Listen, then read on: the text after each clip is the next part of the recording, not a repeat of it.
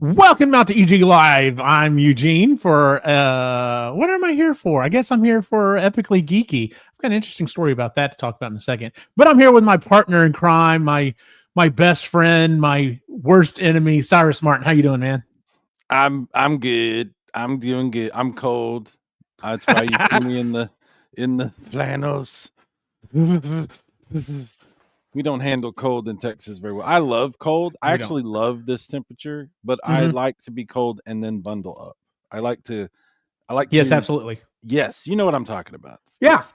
Yes. Yeah, I like it cold, but I also don't want to be cold. Like I want everything else Right. to be cold, Yes. but I want to be maybe not warm, but at least not cold. Like I want to so. be I want the air around me to be cold.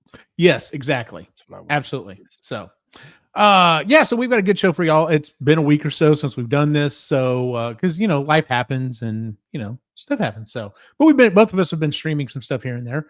I almost was a little late tonight because so I was originally going to cook burgers for my family tonight, and it's a little cool outside. And so my wife was also like, I'm not really that hungry. I wasn't super hungry as well. And so we decided, hey, I'll just go grab dinner tonight. It'll be fine. The closest fast food restaurant to me now is McDonald's. And my boys constantly give me crap for McDonald's. They're just like, Dad, it's just okay. And I know you're doing it because it's cheap. I'm like, yes, because we can get out of there for a decent price. But anyway, one boy was like, that actually sounds okay. The other one, Nick, was just like, no, not McDonald's. And then Alex goes, hey, don't they have the McRib?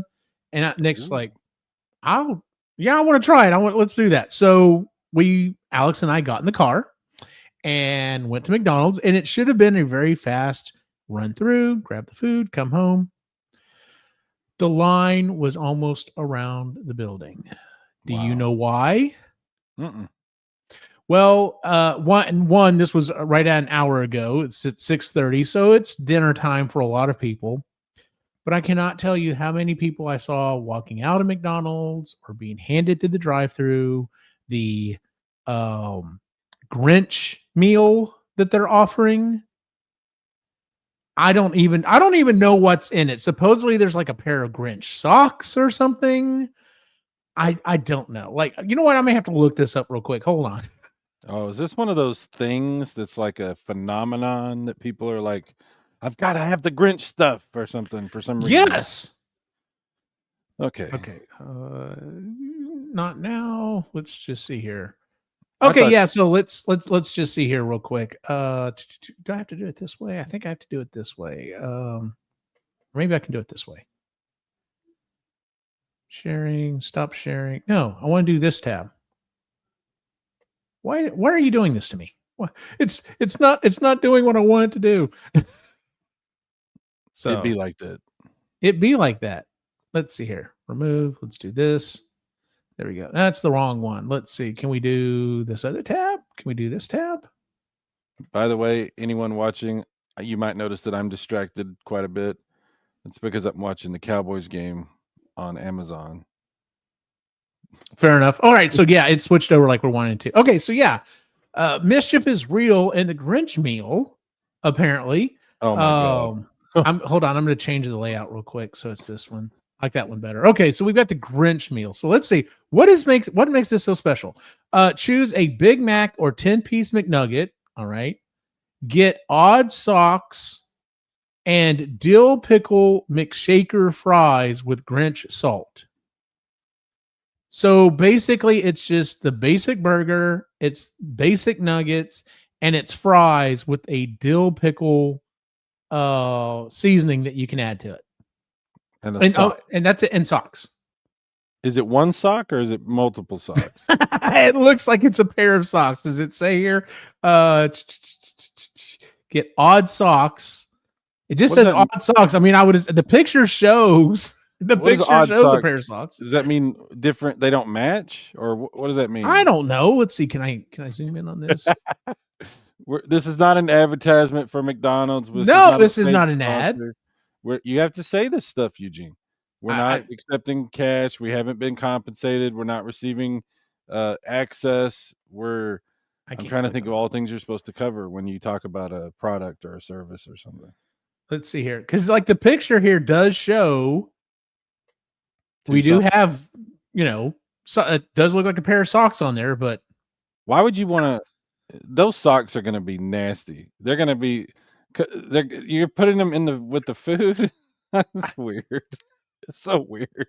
Who thought this was a good idea? Well, obviously it was because I guess it is a good idea, but not once in this whole conversation have I thought, oh man, I need to go get some of these socks. Like, I know, right? I don't know.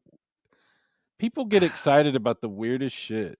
They do. Like, and I was even talking to Alex about it. I was like, I remember like being excited because McDonald's was selling a particular thing, but it was like a particular toy or something. It's not like I've never been excited about socks. You know what McDonald's used to do that was freaking badass? They used to sell soundtracks. They used to sell music CDs. And I remember that. You couldn't get anywhere else. That was the only way you could get it. Elton John put out like a whole album for McDonald's. Like you had to get it at McDonald's. I remember because I was working there when that happened. McDonald's was my first real job that I ever had. Did I ever tell you about my experiences at McDonald's? Oh, you have told me multiple times. I don't know if you have told the streaming public about your stories. Yeah. Bad times. Yeah. The love, I have never been disrespected more in my life. Oh, that's hard. Yeah. It was unbelievable. And that's why every time I go to McDonald's, I'm super nice to those people. Yeah, like I have always said, like for the longest time, every person, like you know how there are countries that you have to serve in the military, right? Like you have to serve in that country's military at some point, right? I think in the United States, we should still have a voluntary military, but I think every person in the United States should have to work either retail or fast food for at least a year. Hands down. Well, retail may not be around too much longer, so that one might go. Well, that one might kind of go away. Hell, depending on how they keep buying, putting in like these AI bots or whatever, but people keep seeming to break them. Like, have you seen those videos where people have found out someplace, Taco Bell, McDonald's, someplace has an AI assistant and it's like, hello, welcome to Taco Bell. What can I help you? And they go, I need 5,000 waters. And it just sits there for a second and then a human voice comes on. I've not seen that. That's funny. I've seen that. That's hilarious. Bassarino, I bet this is someone stocking stuffer for the year. Oh, absolutely. Yeah. I was actually about to ask you. I was in the process of asking if you'd said anything to Bassarino. So you were great minds think alike, and so do ours. Absolutely. Oh, we have to say hi to Bassarino. Like he's in the chat. So yeah, absolutely. Bassarino is like, he's on my Discord and he's in your streams and my streams. And I want you to know something, Bass. We both I think I can speak for Eugene when I say this. We both think you're weird as hell, but we love you. And we're really glad that you care about what we do. And I mean that sincerely. Thank you, sir. We very much appreciate you. Rubber stamp everything you just said. But don't worry, we're also weird as hell, so it's fine. Oh hell yeah, like everyone's weird. That's one of the core things I've taught my boys is everyone is weird. It's just a different flavor of weird. Like there is good bad, there's good weird, there's also bad weird. Bad weird, you're collecting dead animals or something. That's bad weird. But like, you decided you had to go to McDonald's so you could get this pickle shake thing. That's good weird. Whatever. So yeah. I just wish I didn't have to stand in line behind you. That's all I'm saying. So, because I've got crap I got to get done. I mean, I could understand if it was something really cool, but god dang, socks, like really, people, like what are we doing? Yeah, I know. Well, you know what? We have a story kind of like that here coming up. So let's go ahead and just get on into it, as it were. So let's go ahead and move on to our first topic. Well, before we move on to the first topic, we have to update the fall winter movie game. So it's been a couple of weeks. Number one. Now, remember, I'm not doing this by total. I didn't put like the total, highest grossing movies on here because that only makes so much difference. What makes a difference is the points that were bid on them as to how much they've made. And so these are the top 5 best buys essentially for this game. Number one is Still Regretting You. Nothing's going to catch it. It's only made $48.5 million, but you got it for 1 point. So you got all I missed. I didn't even put it on there correctly. The value should actually be 48.5, not 38.5. Yeah, like that was the best buy. The second one was Black Phone 2 at 77.2 million. 4 points. Every single point on that was worth 19.3. Chainsaw Man 43 million. 4 points, so it's roughly 10.7. Predator Badlands made 85 million and it's worth 7 million a point. Tron Ares is actually still one of the better buys. You also own that one at 73 million, but it cost you 11 points, so it still pans out to be 6.6 million per thing. Now, that being said, you're also still at number one, but not by much. I see that. They're catching you. Look at that. Yeah. Psy is still at number one with 342 million. Bruce at 323. Buzz at 281. Chris at 2. Chris last week was literally in 7th place. She has one movie, and it's Wicked for Good, and it has made $270 million. That's impressive. Yes. Yeah. So it's putting her in the running, even with just one movie. Let's see. Josh has 237 million. Last Line, our boy, The Last Line is at 184. Mike P at 180. Ray at 163. Tex-Mex at 150. Sean is at 119. You'll notice I'm not even on there. I'm literally in last place because the movie I bet on hasn't come out yet, and that's actually the second story we have to talk about tonight. So, what were you going to say? I'm sorry, I cut you off. Oh, that's okay. How much more time is on the game? Like how much? So we technically have the game. The movies that are available go until the end of December. So we technically have the rest of this month, and then it's 2 more weeks after that for those last movies to try to get something in. So like Anaconda is like one of the last ones that are on there, so it could actually maybe get a little bit of money. So I'm actually seeing a lot of promotion for that movie. I'm kind of like, is that movie actually going to make some money? I don't know. But I guess we'll find out when we find out. I don't understand what's happening with this football game. Why? What's going on? So the score was tied 3-3, but then the Lions sacked our quarterback, Dak Prescott, in the end zone, which should have been a safety. But since I can't hear it, I don't know what. Something happened, and it's not a safety. So it's still tied 3-3. Interesting. I don't know what's happening. I'm very confused.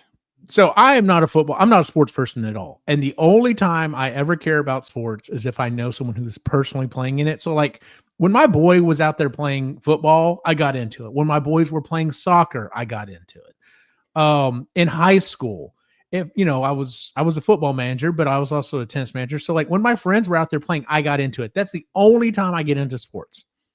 But I still bothered to learn most of the rules. When you start getting into little nitpicky stuff, and of course there's differences between college and NFL and high school and stuff like that, especially for things like football. I don't know some of those things in particular. Like if someone asked me like right now, like in an NFL game, what happens in OT? I don't know. Is it first to score? Do they both get a chance to score? Well, the rules, to be fair, the rules have changed on some of this. And see, that's the other thing. Like the other thing that blew my mind, and the reason I'm bringing this up is my wife has gotten into NFL football. She's a Chiefs fan, and things will happen, and she'll look at me and she goes, "Why did that happen?" And I'm just like, I don't know. Like I know most of the rules, but I don't know the nitpicky stuff. Like one of the things that's blowing my mind right now is I've noticed I'm like, what happened to the kickoff? Like I thought everyone was lined up and they kicked the ball and everyone started running. And now it's like the ball goes to travel and no one fucking moves. They're just standing there. And I'm like, what is going on? There's weird changes that have happened. Nobody can move until it crosses a certain threshold. And then if they call for a fair catch, you can't do anything to the right. And I remember that one being in line for a couple years now. Yeah, but not the movement thing. Yeah, it's weird. I don't completely understand it either because really it's recent. It's not been that long since they started making all these weird changes. Basically, the kickoff sucks. it's bullshit now. Like, it used to be one of the best parts of the game because back in the day, you had to kick off from the 20 and there was no fair catch once upon a time, and it was madness, and people got seriously hurt, which is why they changed it. So they're replaying this now, and I still don't understand why that's not a safety. It doesn't make any sense. I don't know. Weird. But yeah, like it's like I said, she'll ask me a question and like, I had to explain it, years so ago how the downs work and everything and all this other, I know that stuff. But like I said, when you get into this nitpicky stuff, it's just like, oh, well, because, it's on a Tuesday night and, he had his pinky crossed, this only count. And I don't know that type of level of shit. Yeah. So. What's funny is now they're playing football games in England. Like we send people there and those people don't know anything. Like the audience in England is like cheering. They don't even understand what they're cheering about. They're just like, yay, it's football. I wonder if it's a bunch of expats that are just like, I don't fucking care what team it is. It's American football here. I can actually watch it. I think because Madden is popular around the world, that they probably know a lot. They probably know just as much as anybody. And it's a sport that doesn't exist outside the United States. So I think that people are kind of fascinated with it in a way. Mm-hmm. It's not like football. Football is like just America. And there's really not a way to make it be more than America because of the time zone issues, Yeah. But they're trying this Mexico City, London, weird. I think they even played a game in Japan, if I remember correctly. They're trying That's stuff. Interesting. They're trying. Yeah, they're definitely trying stuff. So yeah. I also remember when the season for football is almost going to become like fucking basketball and be almost year round now. Yeah, because they keep adding more and more teams. They keep adding. They're adding games. And they're adding them on both ends. They're adding preseason and regular season games. Mm-hmm. And it's just a bad idea because the injuries are getting ridiculous. You can't football's not baseball. Football's, you can't do it. Yeah, because the Thanksgiving game that my wife was watching, the Chiefs versus the Cowboys, there were already several players out. And I'm just like, how many more weeks do they have to go if they continue to go? And it's like, you're right. Like, I think at some point they're going to realize, wow, we can't keep adding games because all of the good players won't be here. And then people will be less interested. I expect that instead of them doing that, what they're going to start doing is adding virtual players. I think there will be AI created virtual players. They're only visible on television.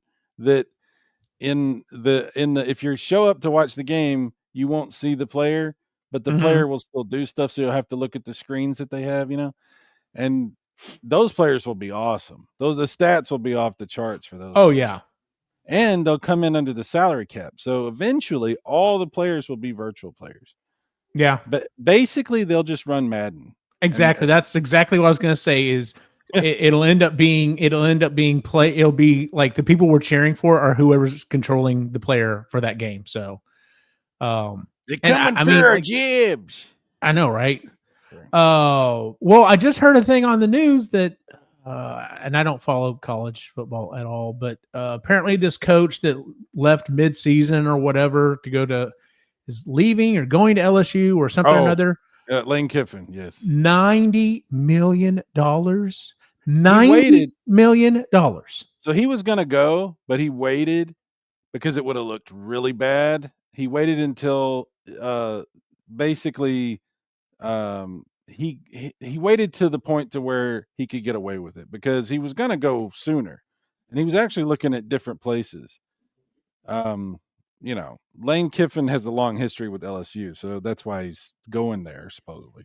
But the 90 million. This is a publicly funded school. Like, does Louisiana have enough money that they can just throw around $90 million for one guy? Apparently so. I don't know if you know much about college football, Eugene, but college football is insanely funded. Like, I know. yeah. I know. That's one of my biggest problems with college nowadays is the fact that like it's like, it costs, $100,000 to go to a public, college or whatever. And it's like, well, where's that money going? Oh, well, like 90% of it goes to the sports team.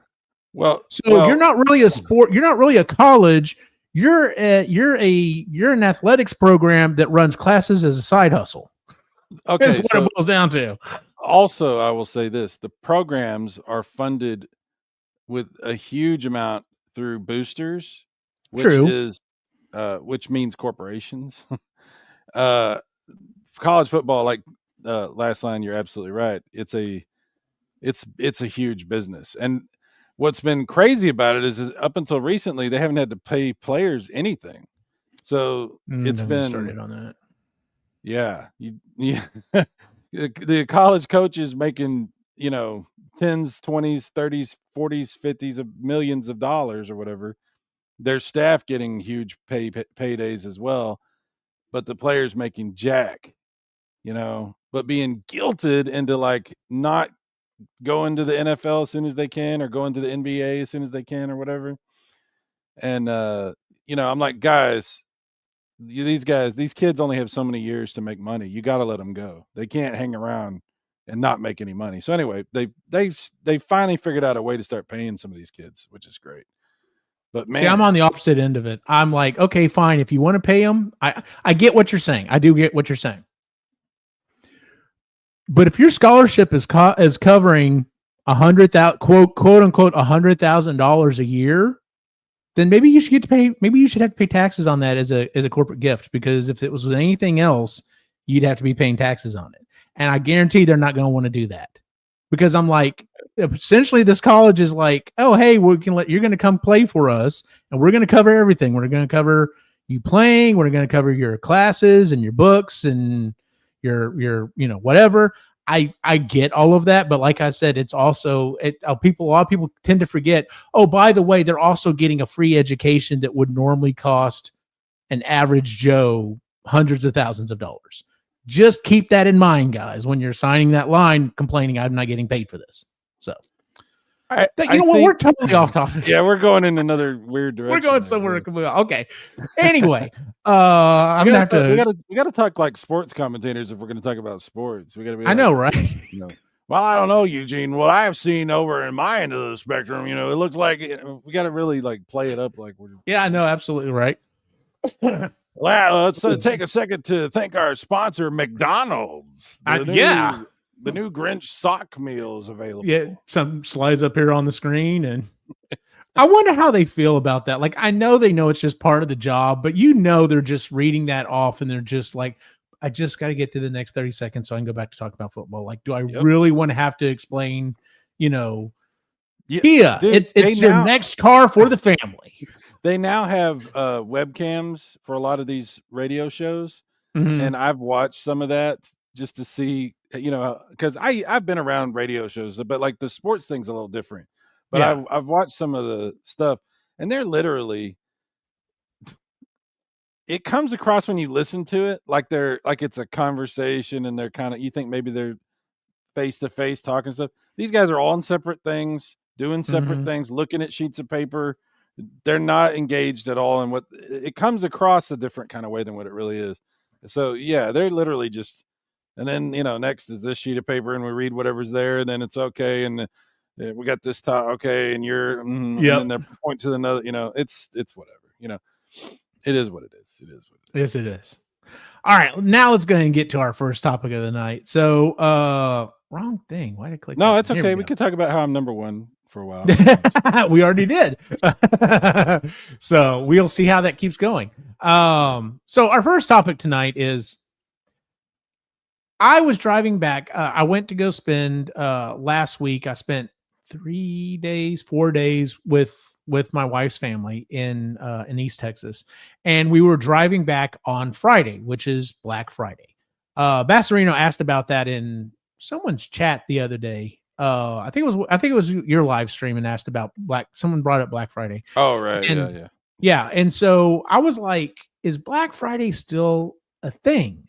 Because I remember like Black Friday has always been a thing, but it was never like, I really feel like it wasn't until, I don't know, probably 2015, 2016, maybe earlier than that, that Black Friday really became this thing. Like that's when everyone started like, they Oh no, got there Black like at the Friday. butt crack of dawn. And Black Friday was a big thing. I want to say the early 2000s no, yeah, because you're right. Because when I worked at Hastings, it was a thing yeah, back then too. when You're I right. worked at You're Best right. Buy, I had to work Black Friday, and it was stupid. Like it was Yeah, those stupid. are, That was yeah. two, that was like 2007. So Well, anyway, since inflation is still so high and everything's so expensive, um, I thought, is Black Friday still a thing? So we were driving back, and we passed by in our one of our local towns here, the Target area, and it was packed. Like there, it was the whole parking lot was just absolutely packed. And I was like, well, I guess it still is a thing. I guess Black Friday is still a thing. The other thing that came out about it though was, I remember last year there was tons of social media of people walking around, and the three big ones I remember getting hit the biggest were, I think, Walmart. Target was the worst. Target, Walmart, I want to say Best Buy. And people were walking around, and they were like pulling back the sign that said how much the sale price was, to find out it was the exact same price. Like they didn't bother changing out the signage, they just put new signage over it, and customers were pulling it back and being like, what the hell? Like the sale price is $199. The price yesterday apparently was $199 as well. Like what's going on? So anyway, and I know some of these places have not only had, that used to be just this thing of, oh, hey, we're going to have all these deals, and you're going to come for the big deal. Like you're here to find the loss leader item, whatever it is. Back in the day, that was the 60-inch plasma TV or whatever it might be, or the video game console or whatever it was.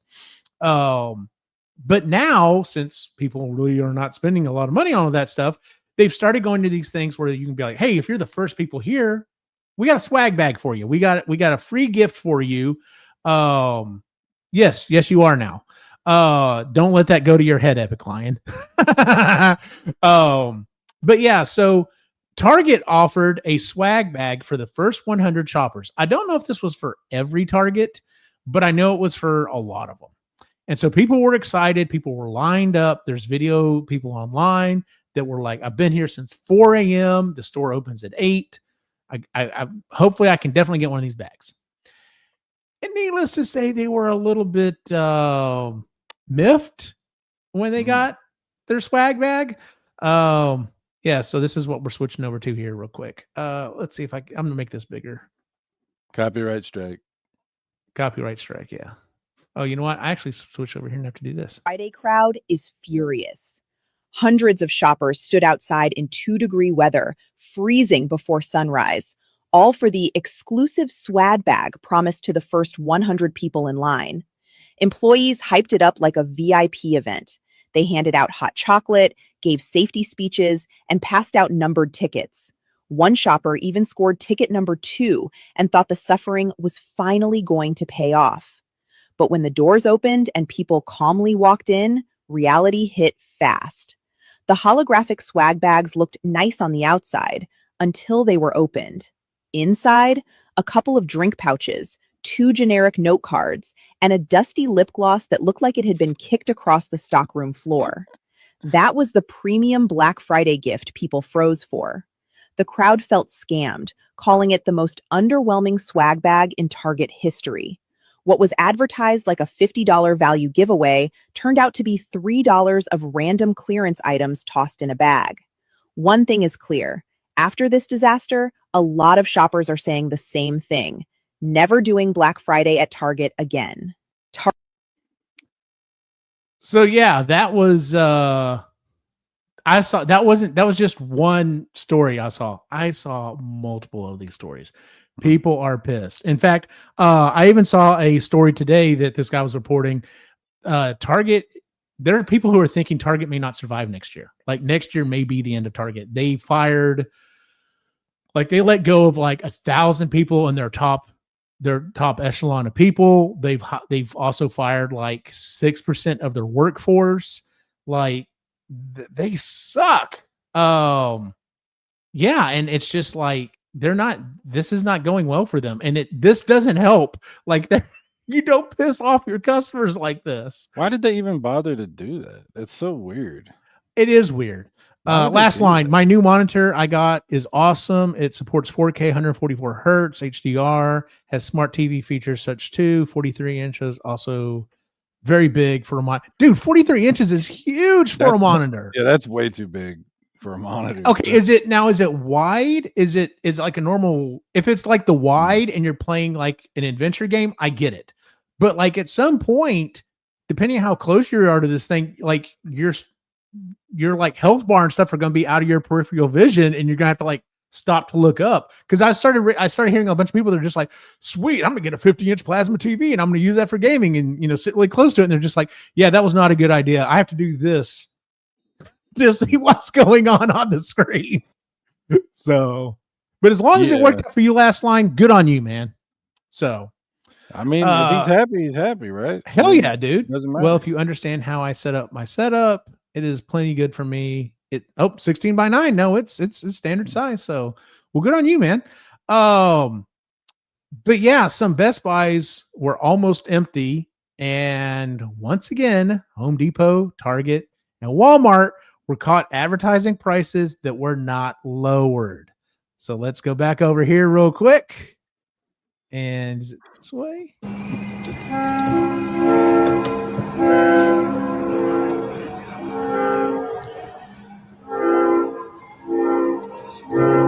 Can you imagine? This is Best Buy. Yeah. Okay, I'm going to tell you something. You talk about how Target might not survive. Best Buy has been on the way out for a while. They're in debt. It's not good. They're not going to be around long. They've shut down a lot of stores. And I mean, if you've been in a Best Buy that hasn't been shut down recently, it doesn't look anything like what you think a Best Buy looks like. It's crazy. My boy and I actually went before Thanksgiving. I had to go buy, what was I buying? Oh, I was buying a Wi-Fi extender for my wife's grandfather's house. And I was like, hey, Alex, you want to come with me just so we can go look around? So we did. And like, it looked kind of like this. All of these boxes were all these TVs that they were selling. Yeah. They were just mountains and mountains and mountains of TVs. I don't know if they got rid of them or not. I mean, some of the prices on them seem pretty good, but literally, like, I was like, dude, back in my day, Alex, I said this entire center area was nothing but movies, CDs, and video games. And now we've got a little section over here for PC stuff. We've got a little section over here for TVs. We've got a little bitty section over here for computer stuff or whatever, but it's appliances and it's random crap. Oh, and cell phones. Cell phones eat up the majority of that store now. The really crazy thing was in the very far back corner was the section for like audio equipment for like cars. I remember that was a whole big section, and now nothing. Yeah, we had an installation department for automotive, a huge thing for automotive back in the day when I was and that's all gone, man. Yeah. So I got the monitor at Best Buy. Actually, it was a Samsung that used to be $999. Got it for $499. Okay, there are still deals to get, and I was going to go over that here in a second. But anyway, I'm sorry, Cyrus, I cut you off again.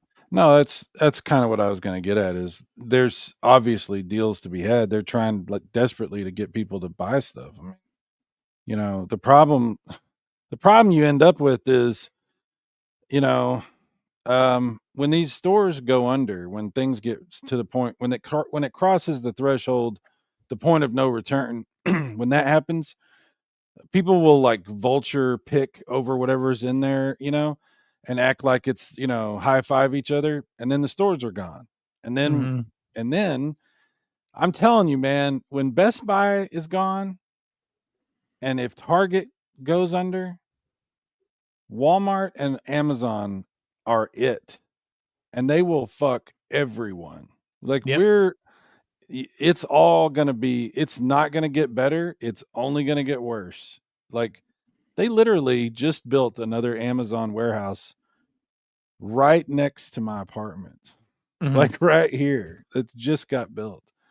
Like this thing that retail is not going to exist in 5 years, maybe 6 years, other than like grocery stores and Walmart and your random struggling little whatever store. But like Target, I don't know. Best Buy is definitely not going to be around. It's not good, man. It's not good. We all said, how great would it be to get rid of all these brick and mortars? Wouldn't that be wonderful? I don't care. Screw them. I'd rather just order online. Good. Because that's all you're going to have. And the prices for the memberships keep going up. The prices for the products keep going up. The deals that they give you are like this crap where they don't actually mark them down, but they tell you it's a deal. The other thing they pull is they'll raise prices in the summertime just at a certain point to where they can lower them again back to what they were and act like it's a deal. So. And they've done that. Like, so here, let's go ahead and move real quick. Last line, Best Buy is moving into appliances and stuff. If you had I noticed, believe me, I noticed there are definitely appliances stuff there. They sell like fridges, washers, dryers, etc. Target will still be around, but I'll see them close up. They're definitely going to be closing stores next year. Like I think that's a very safe bet that they'll be closing up stores. So let's move into real quick over here to this other, there's a couple more here that I wanted to show. I'm going to make that big. Do this. All right. So it's backwards, right? No, it's on this side. Now, yes, this is politically motivated, but $6.99. $6.99. 60. It's 65. There was 65. It says 70. And that's at 40% off. Wow. Is this real? Target. Yes.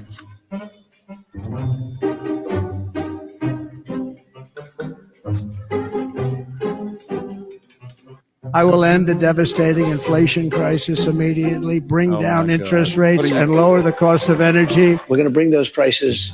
Yeah, we're going to go into all the political stuff. I just wanted to show the beginning part of that. But like, once again, and I thought this was going to kill it last year. I thought, man, you can't come back from basically people going, hey, this is not a real sale. But apparently they decided, hey, we can still do this and are getting away with it. At least for now they are. But yeah, I was just like, that's just, it's crazy that people are doing this. This was actually from this picture I picked up was actually from like last year or whatever. There was one small, bright, shining thing that I did see. And I would not have expected it. It was Lowe's. Now there were still some people complaining about Lowe's, but Lowe's gave away buckets to the first 50 people and like a lot of people were like, well, I don't know if it was worth it. Well, the bucket itself is like worth $5. Well, some people sat down and figured out if you like bought all the stuff that was in the bucket, it was like $70. So I'm like, okay, you got $70 worth of bucket just for showing up being the first 50 people. But if you were the one lucky person in those first 50, there was also a $2,000 coupon that you could use at the store. And we'll go back here real quick. Go into this and which one, buddy? This guy? So like there's a drill bit set that came with it. Lift the lid.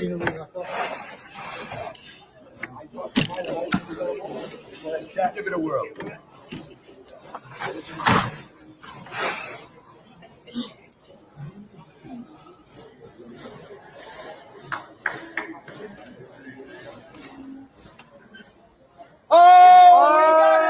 And he won.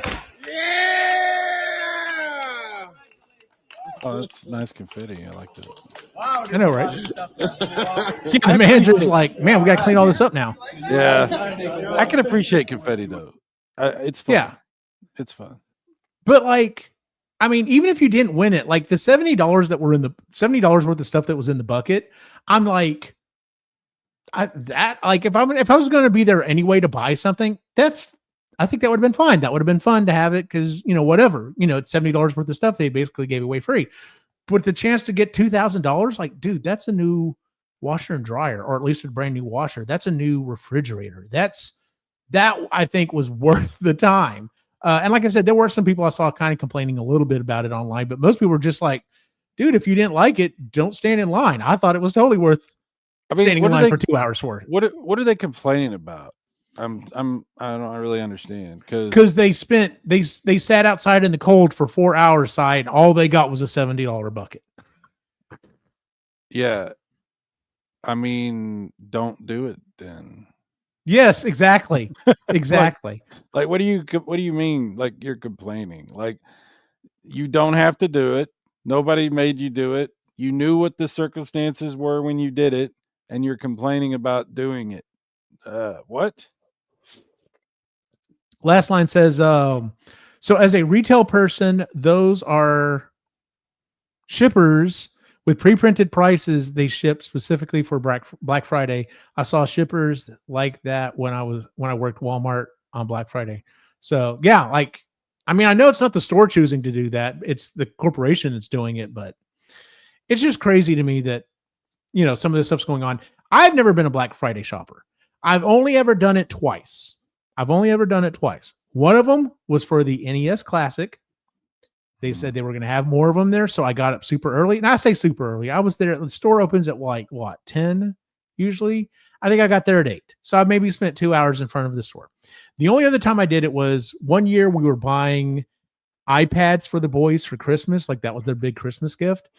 And the Target, not here, but the town over, had them and had like $100 off on them. And so after Thanksgiving, you know, dinner or whatever, I went over there, hung out for like an hour, walked in. It was funny. People were going for other things. That was the other funny thing.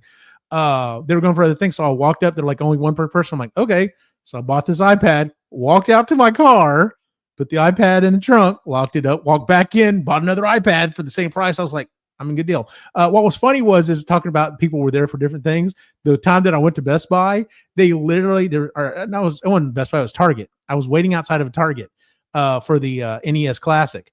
The manager walks out and goes, if you are here for the NES Classic, the line is on this side. If you are here for, I forgot what they were called. It was the big toy that year, some kind of stuffed animal.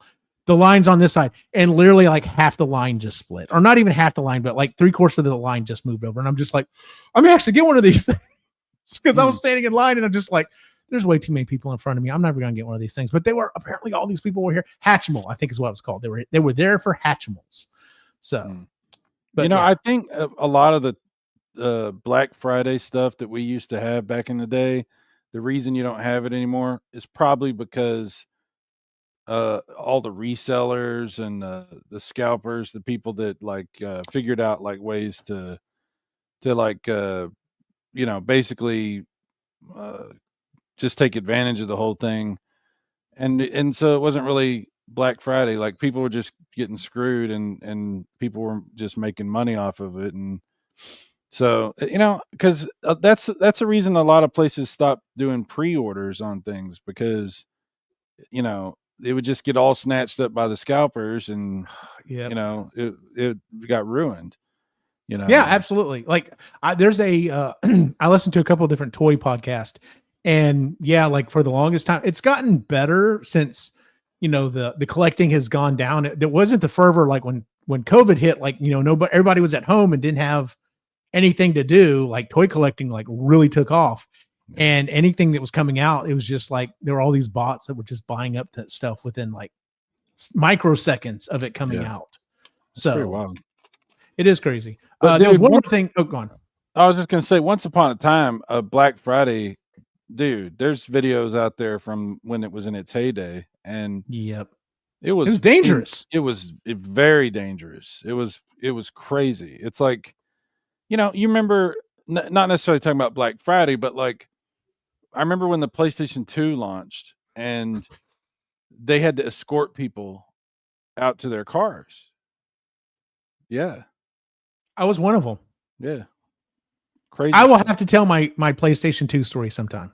So, there was one more I wanted to share. Now, here's the problem though. Here's where we get into an issue though. Switch back over here real quick. Black Friday spending in the United States hit a record of $11.8 billion, according to Adobe reports. And this sounds like a really good thing for the U.S. economy. But the devil's in the details. In fact, Salesforce even said that it was about a 3% increase year over year, and they even recorded an even higher number of $18 billion spent. Either way, we see a record number of spending on Black Friday and probably throughout the remainder of this weekend into Cyber Monday. If you're not in the States, it's just a time of a lot of deals. People are spending a lot of money ahead of the holidays. However, the Salesforce's reports also came out and said that while the amount of spending is at its highest, the amount of items has fallen off. So we have just hit a record because of inflation. So on the bright side, record revenues for companies, which will probably be good for Wall Street and stock valuations, but the underpinning economy and how Main Street feels is really just getting worse and worse and getting a little bit more crunched as we kind of keep going through this period of inflation we've been in for like 3 years or so. Yeah. So while the actual numbers are up,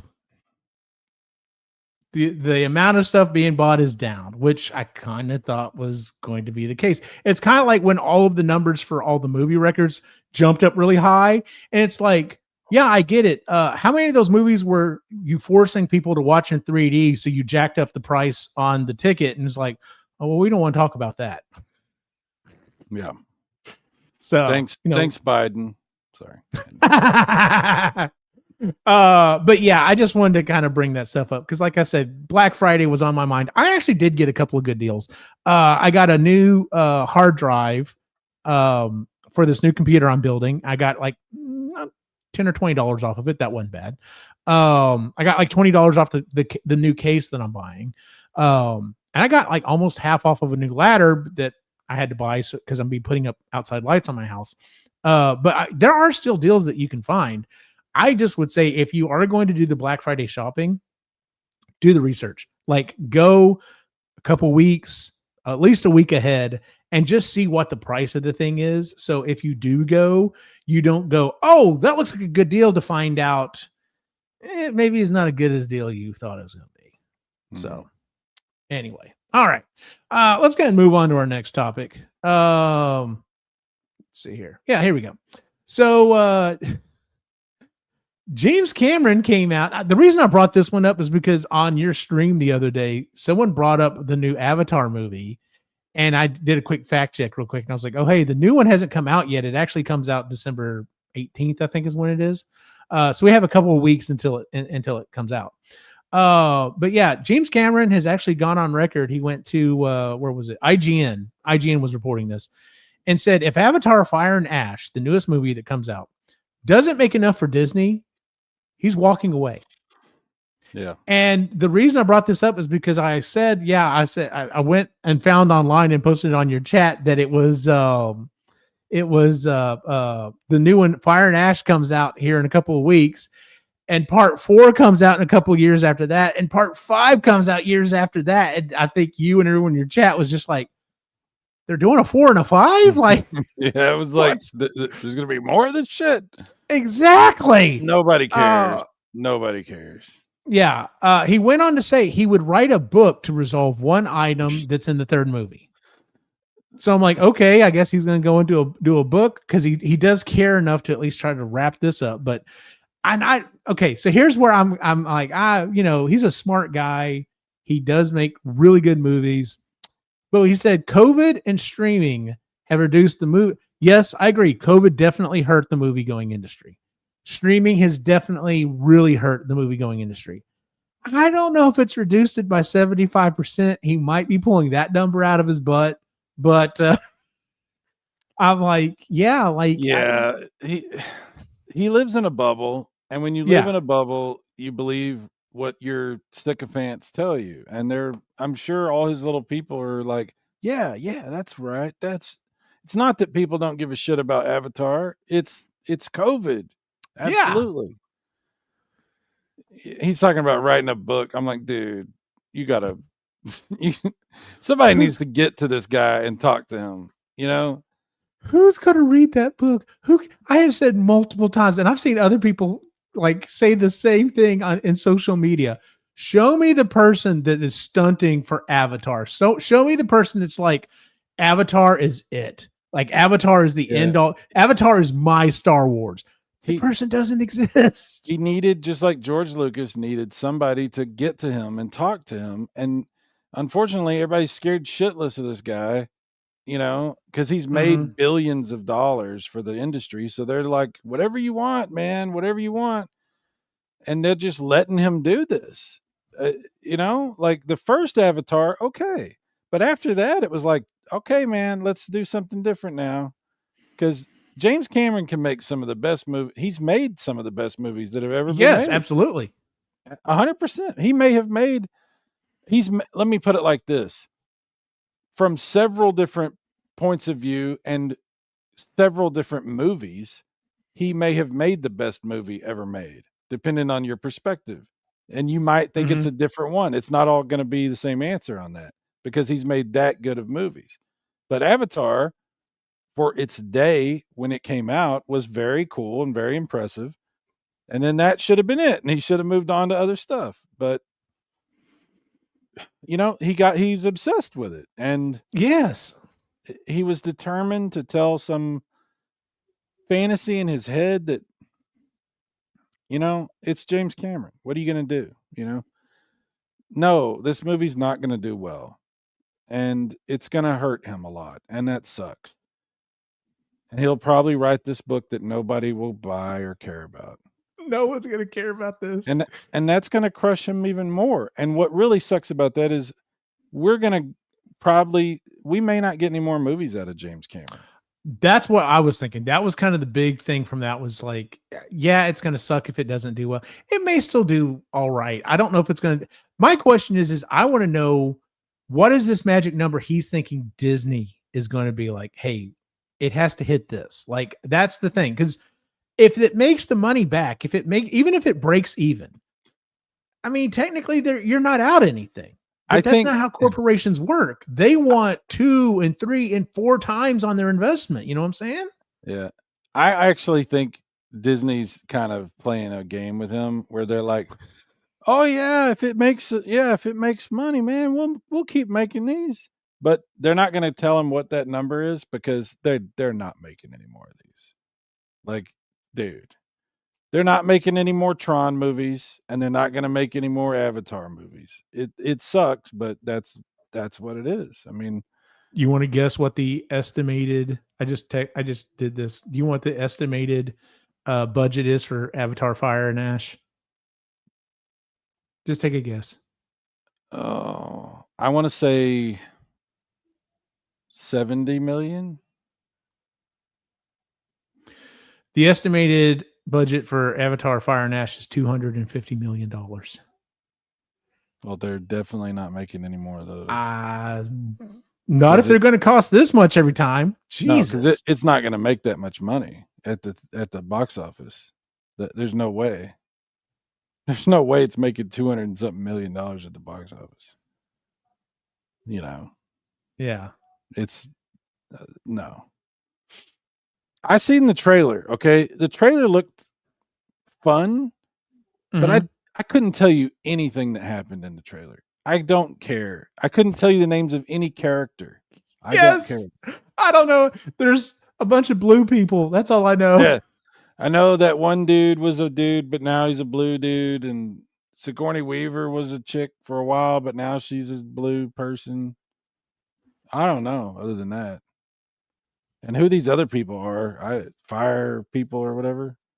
I'm like, what is this? Avatar: The Last Airbender? But I don't know what's going on. It doesn't make any sense to me.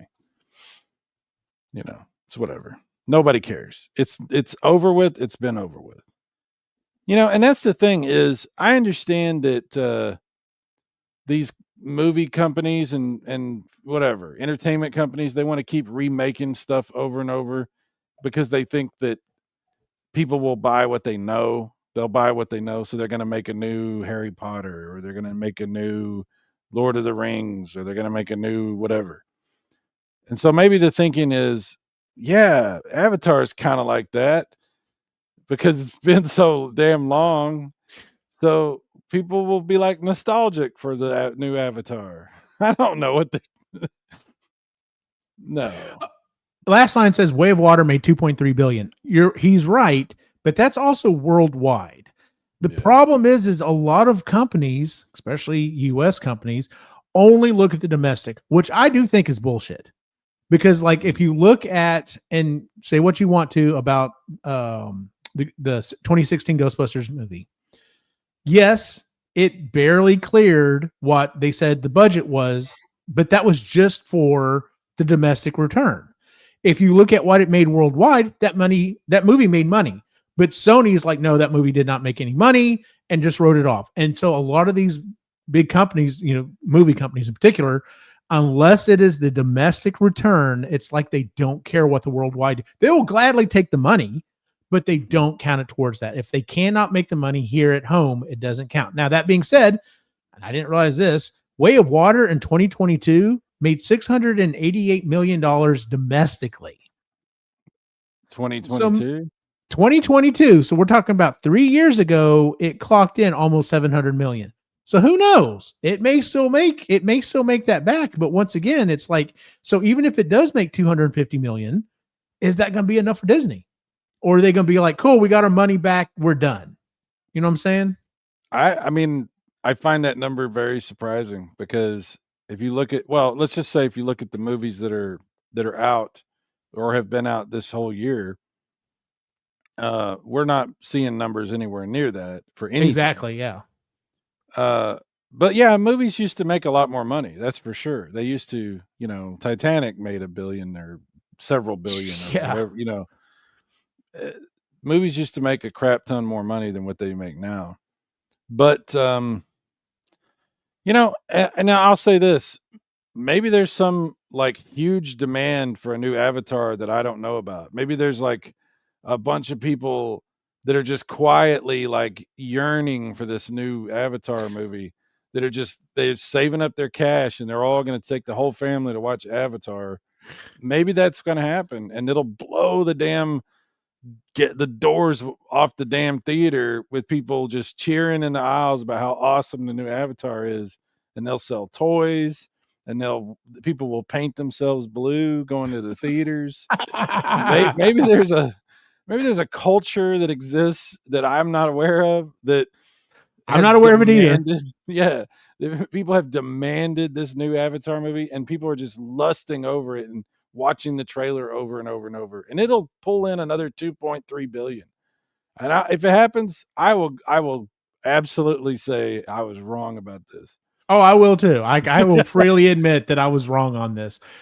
Quick question though. So we had Avatar, and the second one was Way of Water. This one is Fire and Ash. What do you think 4 and 5 are going to be if we get them? It has to be wind and earth, right? Because we have to have all 4 elements, right? Okay, wind and earth, yeah, and then pee and poop, and I don't know. I don't. Whatever, I don't get it. Or maybe the last. I don't know. Was there 2 more movies that he was wanting to do? Yes, he was talking about doing 4 and 5. Is he going to end it at 5? That's a weird place to end. That was the initial. That was what was planned. Was he originally said there were going to be 5 movies, and I'm gonna see if I can find that release schedule again. Helps if I can type correctly. Release schedule. Okay, so yeah, Fire and Ash, December 19th. Says 19th. 2025, 4 in 2029, and 5 in 2031. That's and when did the first one come years out? From now. 2009. Wow, that's a long life for the series. 2009 to 2022. It was the difference between 1 and 2. Wow. Well, that's okay. I never saw the second one, but I know people were interested because it'd been so long since the first one. So maybe that also had something to do with why it made so much money. I don't know. Yeah, and see, that was kind of my thought. Is if this one doesn't do well, it's because everybody was just like intrigued. They're like, "Wow, it's been a minute since the last one. Let's see what's going on and see obviously it made enough, it made quite a bit of money. I don't know. Like I said, the fact that he's come out and he's said he's nervous, I'm just like, or maybe this is just his, like, he's playing 4D chess and he's just like, oh, maybe I should come out and say I'm worried. I don't know if the fans are going to come out and is he guilting us into watching his movie? Yes, that's exactly what he's doing. He's like, if it doesn't make enough money, I'm taking my toys and I'm going home. That's exactly what he's doing. Exactly what he's doing. Do you want these movies or not? And you and I are like, I'm like, I didn't watch the last one. I don't care. Same. I watched the first one and it was fun for its time. It was the first 3D movie like that I'd ever seen. Yeah. So it was cool, and I like Stephen Lang, it was cool to see him in that movie. But,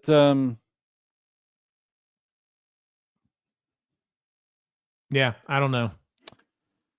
So anyway, are we being too negative about this? We're reporting on, or we're discussing, we're not reporters. We're discussing on a story that just is an oddity to us.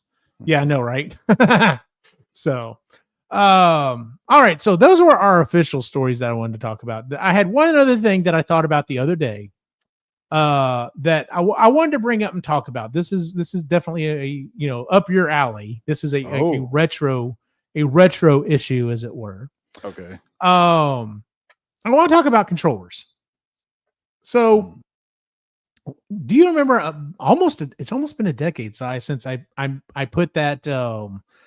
I built that SNES 3D printed, using a Raspberry Pi. Yeah, it's been that long, and the reason I did that was because I was still thinking I was going to be using wired controllers. Like, that was the plan, because I wanted the controllers to plug into the front of the console, even though Raspberry Pi, the USB ports are on the side. I figured out a way to get around that, but I was still thinking I was going to be using wired controllers. And the reason why it's come back up is I'm working on a new PC, and I've got to go in. I think I need to go in and update the firmware for the Bluetooth controller I have, and I think I've got to go in and update the Bluetooth. I think I maybe installed the wrong thing on the Bluetooth, but it was acting so wonky. I was just like, you know what, screw it. I'll just plug it in and use it wired for right now until I get it figured out. To the point I've almost thought about putting a wired controller on my Christmas list, just in case, because I'm like, I don't have to keep using the wireless. I could use the wireless ones for other things. I could use them on the Raspberry Pi because they seem to work just fine on that. But anyway, so I got to thinking about it, and someone posted this picture, this video, whatever, the other day, and it legitimately made my blood boil. It is one of those things that just has been, ever since I was a kid, driven me insane. And so that is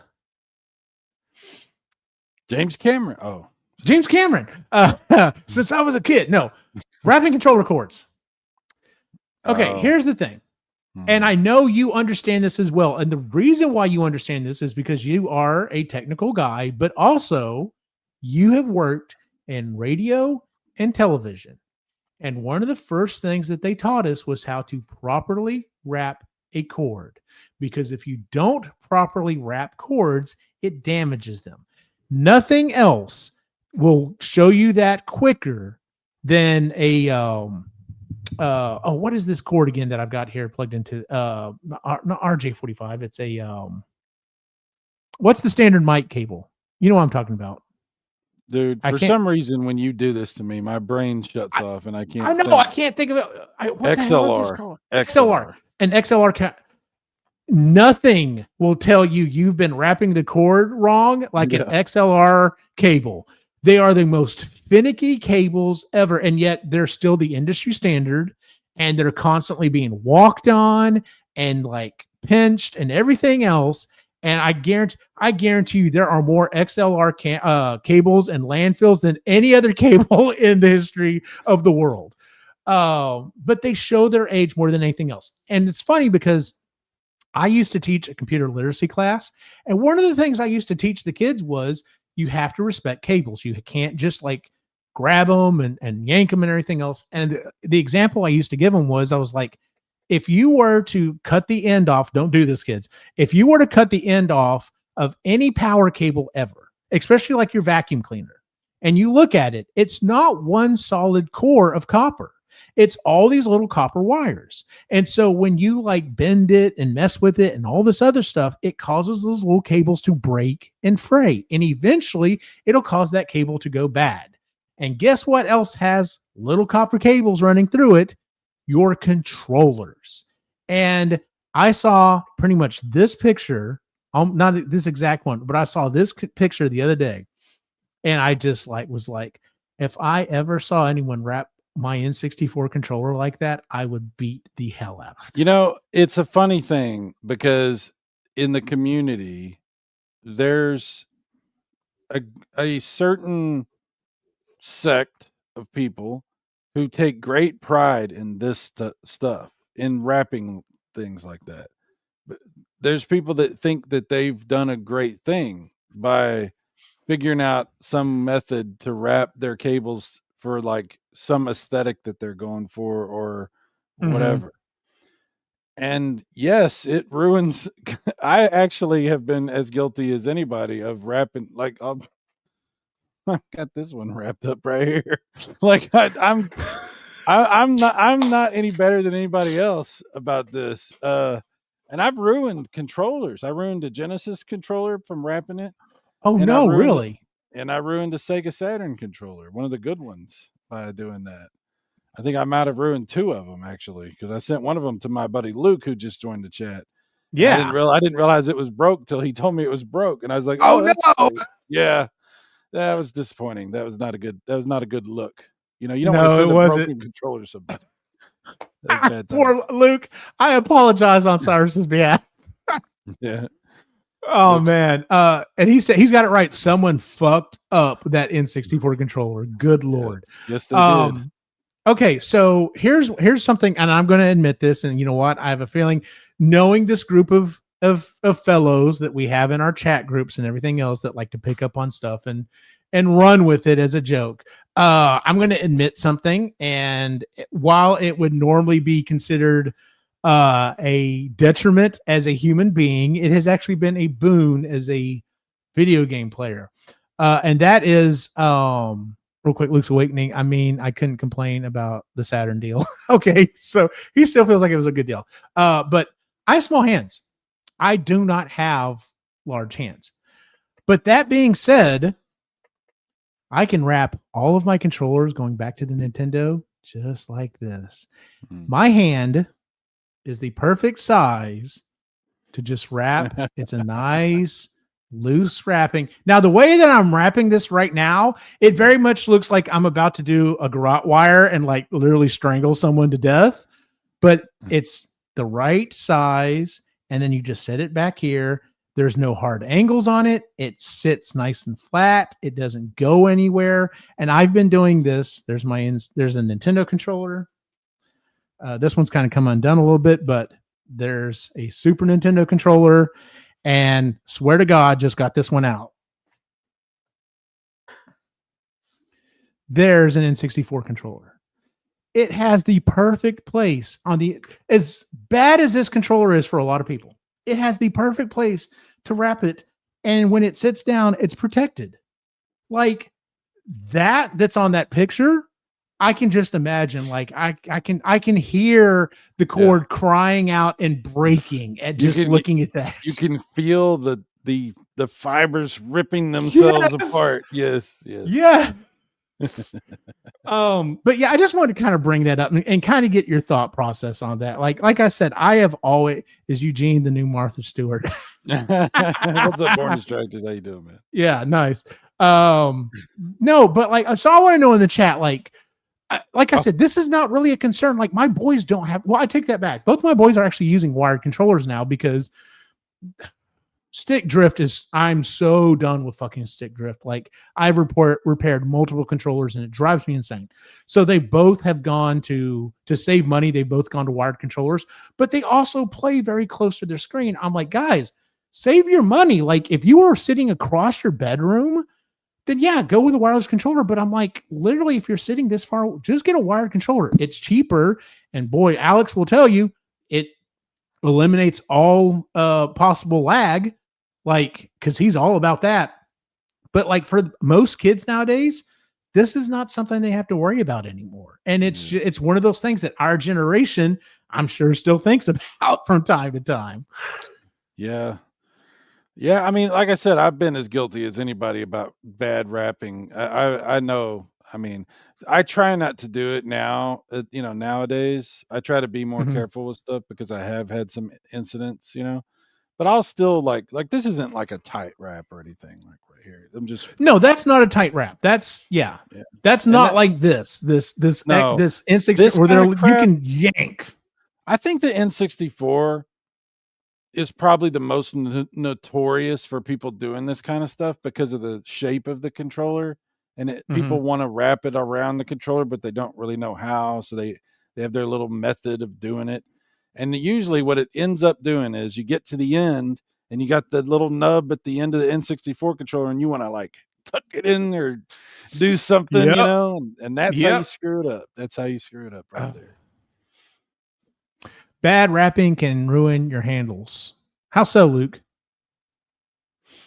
I mean, I guess maybe if it wears on the handles, that's kind of the other thing. So, well, I mean, but I think the N64 control. Oh, go on. I think he means maybe it does not. Maybe he doesn't mean this, but I think he might mean the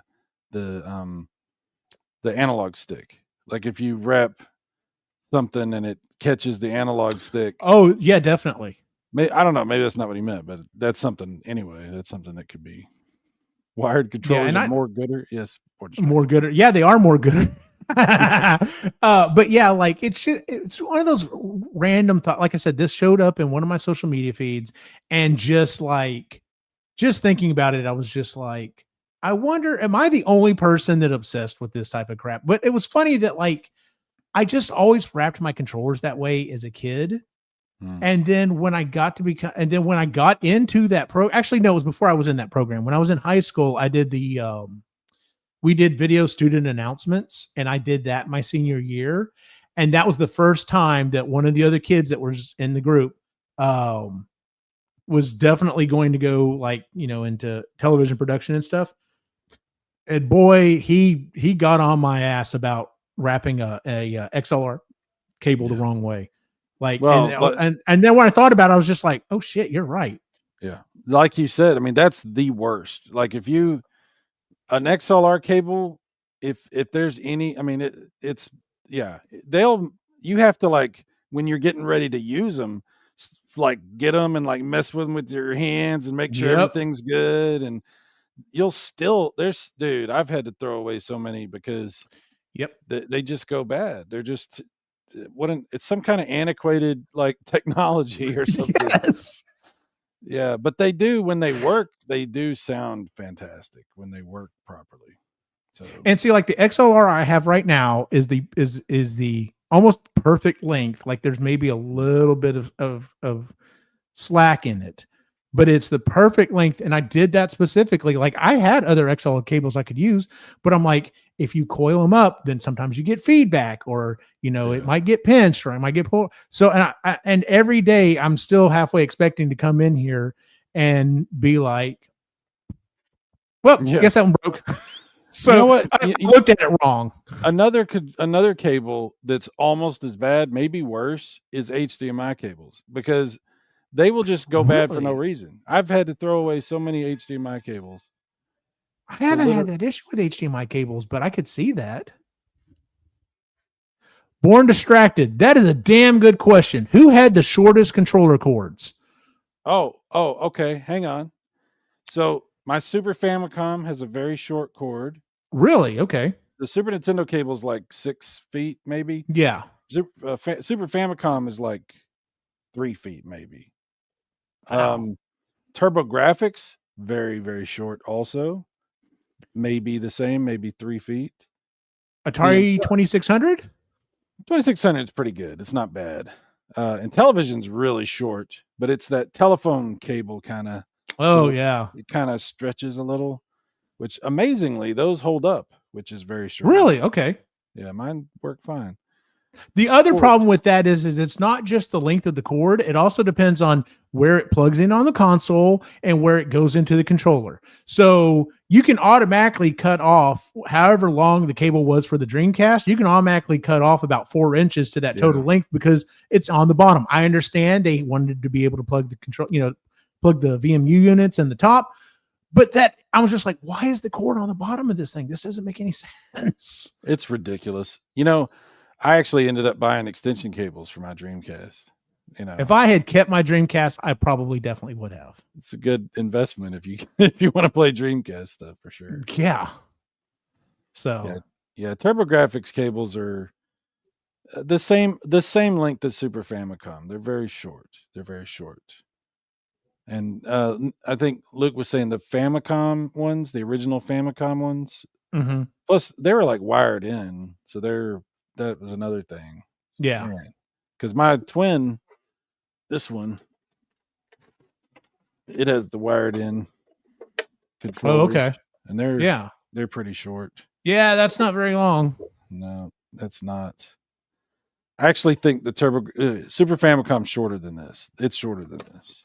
Of course, we also have to remember, what were you playing this on? You were probably playing this on, at absolute best, maybe a 19-inch screen? Black and white, Zenith 12-inch. Depending on my Atari, I guarantee you I was playing my Atari on a 13-inch. I think it was color. I think it was a color television. But that's questionable. I literally have to think back to that. I think it was a color TV, but at that time it may not have definitely been. Because it was basically, especially if it was in your room, if it was the kid's room, it was like, oh, well, the old TV goes in there, and that might be the one that we had that was black and white or 13-inch. We got a brand new 18-inch console TV. The screen's only about 18 inches, but the entire thing's about 3 feet wide because you have to have big speakers on the side. And wow, yeah, little bitty screen, giant wooden cabinet. Yep. Luke says the original Famicom was only 18 inches.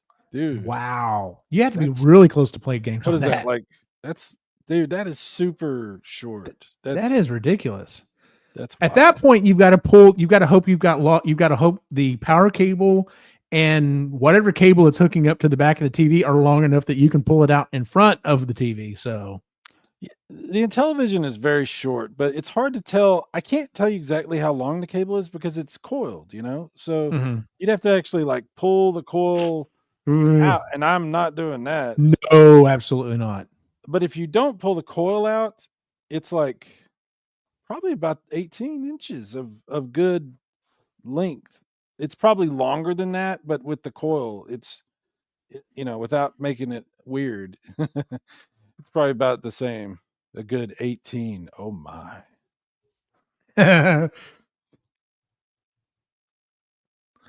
Oh no, Luke's self-correcting. Standard Famicom controller cord is approximately 1 meter, 3 feet long. Yeah, Luke's correcting that. Okay. Oh, John's here. Retro Bro's here. Hey, Retro Bro, what's going on, dude?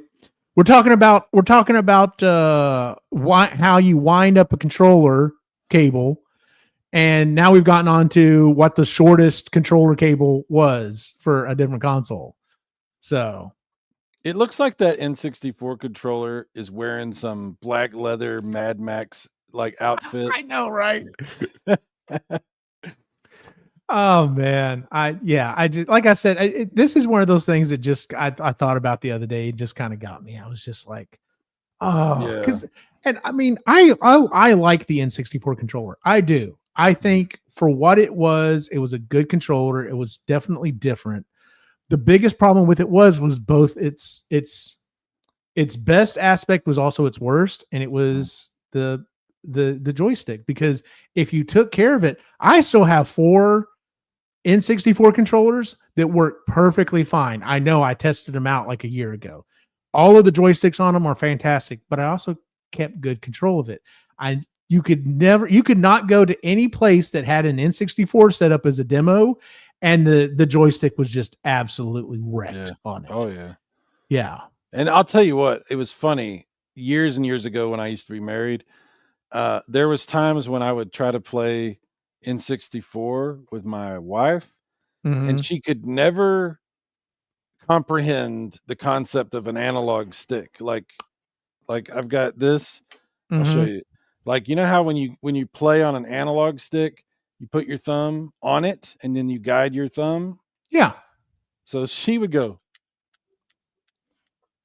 okay, like left, right, left, like that. Like she wouldn't guide her thumb on the stick. She would press it like it was a D-pad. Yeah. She never could get that. So with any controller that had analog, but with the N64, I remembered it the most because that one is kind of a far travel for the stick. So she was like slapping it with her thumb basically. And I was like, what are you doing? Just couldn't quite figure that out. But anyway. I was gonna put in just a quick search, and I'm sure AI will come back with the correct answer. John, I am watching the game. I've been watching it the whole time we've been playing. We've been doing this. What's the score? I should have asked you. My apologies, Cyrus. They just took it off the screen. It's oh man, the Cowboys are losing right now, but not by much. Okay. I can't remember what it was. 17-12 or something. They're going to show it in a second. So it's not like a blowout. No, it's close. It could go either way. Yeah. Wow, AI does not have an answer for that. That's kind of odd. I thought it would at least try 20 to 9. Wow, I guess something happened I didn't see. Okay. Yeesh. So yeah, that sucks. So it's a little further away than I thought it was, but it's still not like crazy, you know. Yeah. We'll see how it goes. Well, is there anything else you wanted to chat about? I was going to ask you. So, and if this is a sore subject, we can completely skip. But you said that you were going to be distracted tonight because the football game was on, and your Intellevision Sprint is okay. delayed? Well, there's an update on that. Okay, so what's going on? Yeah, John says, I mean, you came back 21-0 against Philly. Well. Yeah. So anything can happen. Anyway, so we've been waiting on this Intellevision Sprint. There's been some weird stuff going on. The Intellevision Sprint is supposed to launch tomorrow. Tomorrow's the launch date for the Intellevision Sprint. Oh, believe me, I've been watching videos. So yeah. Several of us have them pre-ordered, including possibly some in the chat. And we all been looking forward to this. And we all see, I think we all had an understanding, or not everybody, but a lot of us had an understanding that Friday was the release date. So we were supposed to get our sprints on Friday. That was the thinking. Right. We got notifications in our emails a while back, maybe a little over a week ago, saying your label has been created, your shipment's getting ready to ship or something, and here's your tracking number. And we're all like, cool, it's about to ship. And then we waited and we waited and we waited, and it's getting closer, and we're like, how long will the package take to get where? Is there enough time? How many days and we're like, oh no, it's not going to ship until the release date. And then we hear some people got them super early out of nowhere. Some people on Amazon got them. And some people in Canada were getting messages saying they're not going to get them until like a month from now. I don't know what's up with that. And I'm sitting there waiting and waiting and waiting. And finally, I did get a notice that it actually has shipped. And it's supposed to be here Saturday. So, okay. But it's FedEx, and FedEx is notorious for just bringing a slip and sticking it on your door. They're notorious. That's probably what'll happen. They don't even bring the packages. They just take the slips and they just put them on the doors. They've done this to me several times. One time I caught them doing it. One time really? he put the slip on my door, and I opened the door, and I was like, oh, I'm here. And he's like, well, we don't actually have the package, and you'll have to. And I'm like, what? So it's annoying, but hopefully that doesn't happen. So hopefully Saturday I do end up getting it. I don't know. We'll see what happens with that. Yeah, because I brought it up the other day on, I think it was my stream, and I may have mentioned on yours. the whole Mortal Monday thing. Remember Mortal Kombat Mortal Monday? Yeah, you were right in the chat. Yeah, that's what I was talking about. Like I remember everyone, all these things were Mortal Kombat is Mortal Monday, and went to the store and they were just like, sorry, kid, like it didn't like. I think was it Luke earlier that said, working retail, he's seen it. Like you've worked retail, you know how it goes. Like Monday night is when you put out the new movies and the new CDs and all the new media comes out on, they go out on trucks on Monday and all the new media drops on Tuesday. And so when they started announcing that, I thought, are they when are they going to ship this? Cause that doesn't even make sense that are they going to ship it on the weekend? Shipping companies aren't going to do that. Like, what the hell are they talking about? Are they going to get it on Friday and hold it all that time? Because one of my biggest, and I think you were with me on this. Do you remember going to Toys R Us with me to pick up my N64? Yes, I was with you. Yes, and we showed up, and I was like, "Hey, I'm here to get my N64," and they're like, "Oh, it didn't come out for a few more days." And I'm like, Walmart is selling it right this minute, and Target selling it right this minute, and whoever else was selling it right this minute, and I'm here to get mine. They're like, well, we're not breaking street date. And I'm just like, are you fucking kidding me? Yeah. I was so pissed because everyone else just broke street date. I don't think I've seen Eugene upset, but not many times have I seen him that upset. I was pissed. Yeah. I remember when we went to get Mario Kart. And you were like, I better fucking get my car. I was with you, and I was mad with you. I'm like, better get Mario. Fuck you, man. I was like, I don't know if you know this reference, but I was like Bill Burr's dog. Have you ever seen Bill Burr, the comedian? Yeah, but I don't know the reference to his dog. This guy, he had this whole bit about it. He had a crazy dog. He would get mad, and then his dog would get mad too. He'd be like walking his dog all pissed, talking about something. Oh, these fucking people. And the dog would be like, yep. Anyway. That sounds about right. Oh, good times. Good times. Hell yeah, man. That's funny.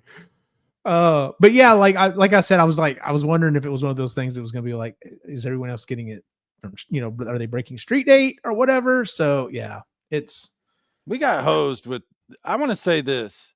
I think we got hosed more with the N64 than anything else. Like there was crazy stuff that went on. I remember when Zelda Ocarina of Time came out, and we had to pre-order it, and I had it pre-ordered at Toys R Us because it was the gold cartridge. It was the only way you're going to get it, you'd pre-order. You're not getting it otherwise. Sorry, buddy. Yeah. Pre-ordered it, went to Toys R Us, and they only had like 8 of them. And there was this dad with his little kid. The little kid's crying, and the guy's begging, "Come on, I'll I really want, I just need to get this cart. What can I do?" And they're like, "We don't have any. They're already, reserved." And I went up to the counter and I got mine, and I looked at this little kid. The little kid looked at me, and I walked out the door. I was like, "This is going to traumatize you the rest of your life, but that's not my fault. That's your dad's fault." Yep, you shouldn't have promised something you couldn't come in on. So Luke's Awakening. My mom worked at Walmart and was able to get an N64 for me. That was the only reason I got one on launch day. Okay, you know what? Since we're talking about some launch day stories, I'm gonna go ahead and tell my most infamous one. So I had a PlayStation. I got one because of Cyrus. Not that he gave me one, it's because I saw him playing fucking Resident Evil is what sold that console to me. When I saw Resident Evil, I was like, I have to have one of these. Let me just add one little bit to what you're about to say. Eugene was against PlayStation. Like Eugene was not having PlayStation. I tried to talk to you about PlayStation. You didn't want to hear about it. You were like, "No, I've got N64. I'm pretty good." No, that sounds right. And I was like, you need to see, you need to play. Just let me bring it over. I'll bring it over. You could check it out.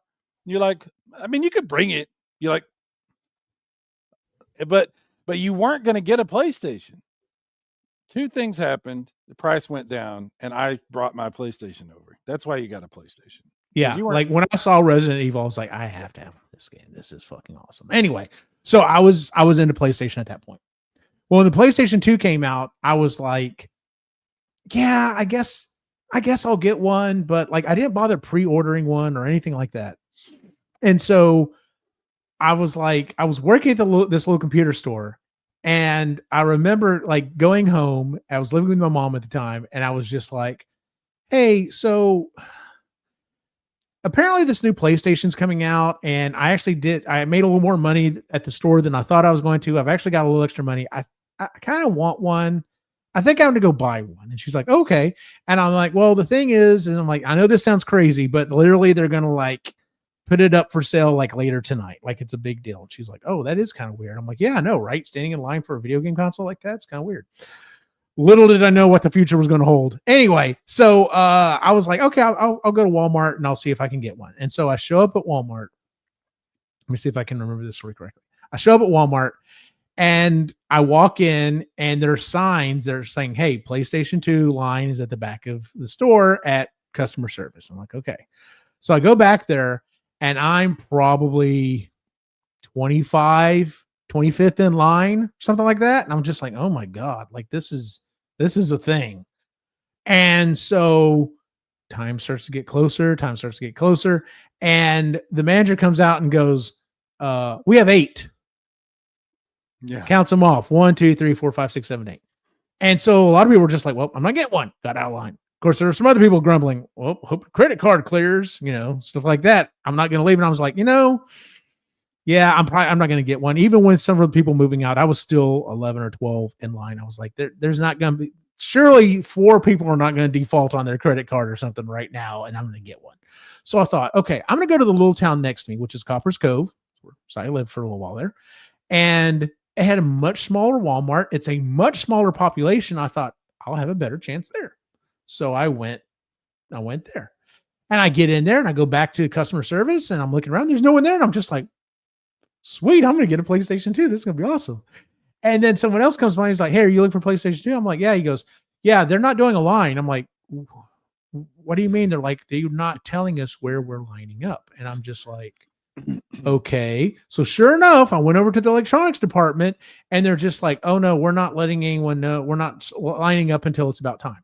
So just kind of hung out for a while, and then they start quietly. And I will always, if I ever find out who the manager at that Walmart was at that time, they need to be drug out in the street and beat, because they literally quietly started putting up signs.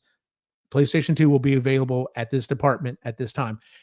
Did not say anything, didn't go over the intercom, nothing. Started putting it out. Well, as people started seeing it, they started running over there, and like people were like running into each other. Like I thought there was 2 people that are this close to coming to blows, and I thought, I don't know about this, man. This is getting kind of scary. So needless to say, I didn't get a PlayStation 2 that night. And so I thought about it. I was like, well, is there any way I can get a PlayStation 2? Is there any way I can get a PlayStation 2? And I thought, what about Ghetto K? Because we had a Kmart at the time, and it was ghetto. And I thought, surely Ghetto K is not going to get any, but maybe if they do, no one will think about this. So I got up the next morning, early in the morning, and I got there at 6 a.m. and there's no one there. There's no one in the front. And so I'm like, cool. So I sat down. I think I had a McDonald's breakfast biscuit and a soda and a copy of either EGM or GamePro. I had one of the two. I remember that's what because didn't have cell phones, or at least you couldn't do anything with them. And so I'm like, this is what I'm gonna sit here and read. So I'm sitting there reading it. And about an hour later, this car drives by, and the person holds out "Hey, are you in line for PlayStation 2? I said, "Yeah." He's like, "Okay." So he parks his car, comes out. Turns out I knew the guy from high school. So we're just kind of talking, catching up or whatever. And then these 2 GIs show up. By the way, I live in a military town. These 2 GIs show up. And they're just like, "Hey, are you out for PlayStation?" We're like, "Yeah." They're like, "Yeah, my buddy's getting one. I just wanted to hang out with him." I'm like, "All right, cool." So they get in line. And so we're sitting there, and, I think the store opened at 8. And so 7 o'clock rolls around, and people start lining up, and it gets all the way to like down into the side of the building. People are driving by. "Hey, are y'all here for PlayStation 2? We're like, "Yeah." They're like, there's a guy has a barbecue pit out in front of Best Buy, like selling burgers or breakfast or whatever to people who are waiting in line. Like, it's getting crazy. And so at 7:55, 7:50, the manager comes out, and it was the manager. The manager comes out and goes, "We have 3. And I'm like, "Ooh, okay." And I start hearing grumbling in the line of, hope your credit card clears and all this type of stuff. And I'm like, okay. And so anyway, 8:00 rolls around. They open up the door. I walk in. The guy behind me walks in. And then I hear someone behind me go, oh shit, run. I've never been a fit guy, but I hauled ass back to the electronics department. What I didn't know was the manager came out, and thank God for this manager. The manager came out and specifically looked who the first 3 people in line were, told us afterwards, I was not going to sell it to anyone else but you 3. Because y'all were the first ones here. I was going to make sure and let us 3 in and didn't let anyone else in. They're like, sorry, as soon as this clears, then y'all can go in. And sure enough, when I bought my PlayStation 2, I was like, hey, would you mind if I just like put it there behind the counter and come grab it in about 15, 20 minutes? And they're like, yeah, no, sure. That's fine. And so sure enough, and even then the manager was like, hey, I'm going to walk these other guys out. And when I'm pretty sure everything's clear, I'll walk you out to your car too. So yeah, I was in that situation. Like that was crazy to me. But that's how I got a PlayStation 2. The PlayStation 2 launch was the most dangerous launch I think I've ever seen because there wasn't enough of them. And the demand was so crazy because people were waiting to get it for a DVD player. Like they hadn't bought a DVD player yet. So there was a whole bunch of people buying PS2s that they didn't care about the video game part of it so much as they were like, it's a game thing and a DVD. So it was wildly sought after.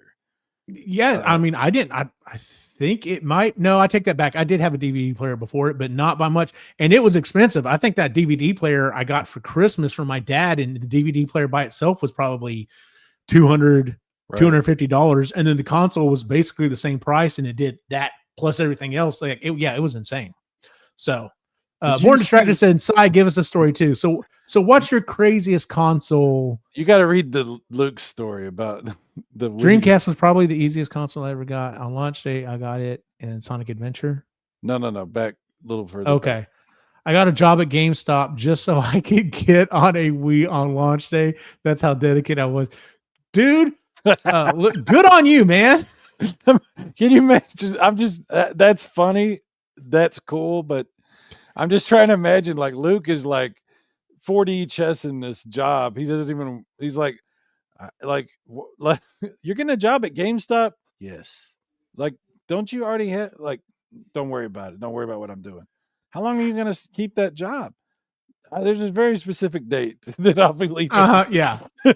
I hope, like, if he can tell this story, I really hope it's literally like before the store opens, they're like, hey, everyone, if you pre-ordered one, go ahead and line up or whatever. So he lines up, he pays his money, and he's like, cool. He literally just takes his name tag off, drops, and is like, peace, and walks out. Well, I could tell you this. I worked at Walmart in the electronics department when the original PlayStation launched. Mm-hmm. And I don't know how many we had to sell to the public, but I'll tell you this. There was a few of us that worked there. As soon as the pallet came off the truck, yoink, yoink, yoink, yoink, yoink. Yep. Like those aren't getting to the public. So your Kmart that had 3, there probably was like 10. And only 3 made it to the public. And you could be absolutely right about that. I didn't ever think about that, but you're absolutely right. I guarantee you that shit, was a thing that happened. That I've seen that happen. Whenever I was working at Best Buy, when I was selling computers there, that was when the Wii came out, or maybe the Wii. Oh no, that Wii thing was the Black Friday special we did. The PlayStation 3 came out while I was there. Ooh, okay. And that thing was expensive as fuck, but still people were like excited, it was a launch, but anyway, yeah, crazy times, man. Crazy times. Now we don't do launches like this anymore. It's okay. Yeah, and I don't want to keep going down rabbit holes, but one real quick. So Luke said, I worked full-time at another job, got the GameStop job as a part-time job about a month before launch, quit about 2 weeks after I got the Wii. I'm surprised you went 2 weeks. Like unless he was like, hey, I still get a discount on games and controllers and stuff. So he was 4D chessing this shit, dude. So Luke's a smart guy. Luke's a yeah, smart guy. absolutely. Yeah. No, and that was one of the things. And I've talked to my boys about this. I was like, yeah, I said, I was kind of, when y'all were young or even before y'all were born, that was one of my things. I was just like, yeah, when they get old enough, like whatever the new console is, like maybe like I could take the boys and they could have that experience of hanging out in line. Cause I always had it, even though it was a little nerve wracking, waiting in line for a console. And we even talked about this on the Epically Geeky show. We did a show where we talked about, line sitting memories or whatever. I almost always had a good time hanging out with the other people because they were all there for the same thing. They were all interested in the same things. Like, what games are you getting? What games are you interested in? Like, what have you been playing? Like, it was just one of my favorite memories was the PS4 launch.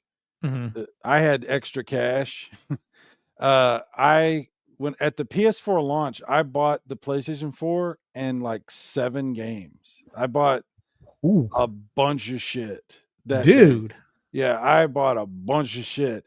And they sold us the games and we actually took them out and waited in line outside the store, and they gave us our games. We just couldn't get our consoles until midnight.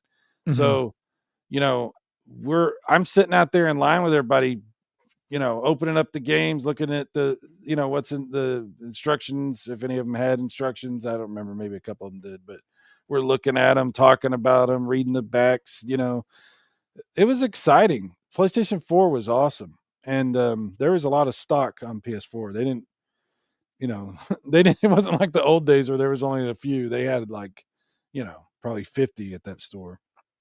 So, but that was fun, man. Those days, yeah. I got to tell you this. You talk about Nintendo, those are usually big launches.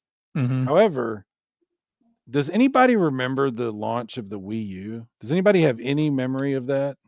Nope, because I never got one, so I was never in line for that.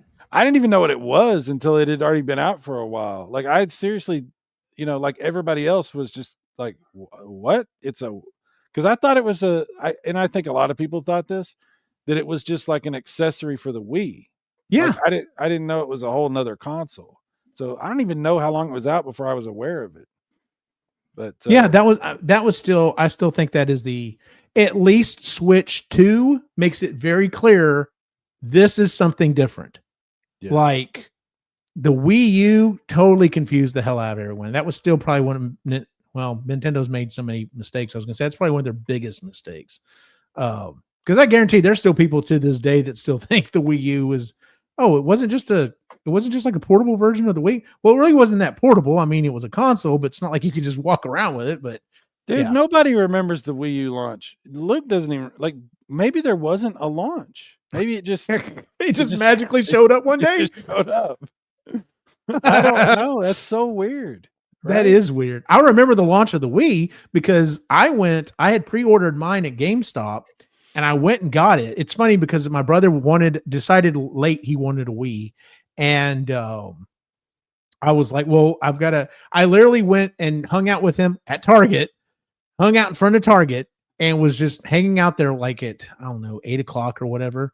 And then at like 10 o'clock, I was like, hey, I got to go grab my Wii from GameStop because I've already pre-ordered it. So I literally got in my car, drove down, went to GameStop, picked up my Wii and whatever stuff I bought with it. I know I bought a couple of games, put it in the back, came back and hung out with my brother until like midnight. And it's just like, dude, I'm tired. I don't think I'm gonna be able to stay with you all night. And he's just like, oh man, okay, I get it, whatever. So anyway, he hangs out, and that lucky son of a bitch, he literally ended up getting a Wii the next day. He goes in, he buys the Wii, he buys, I think, an extra controller and a nunchuck and a game or two, but he buys all this stuff, and he's like, I'm tired. I'm like exhausted from being up all night. And then he gets home and he calls me later that day. And he's just like, dude, you're not going to believe this. I'm like, what? He goes, I don't think they charged me for my Wii. And I'm like, what do you mean? He said, I'm going through my receipt. He's like, I didn't think about it at the time. They just told me how much it was. And I just handed him my card and paid for it. Cause he's like, I just wanted to be home at this point. I've been cold. I've been up all night. I just want to go home and sleep. He's like, so I went home and slept. And when I started looking at my receipt, he goes, apparently they scanned everything but the Wii. I'm like, you lucky son of a bitch. I don't know how they even possibly made that mistake, but I don't either. But I looked at his receipt, and sure enough, he got it for free. I'm like, I fear someone was let go because of that.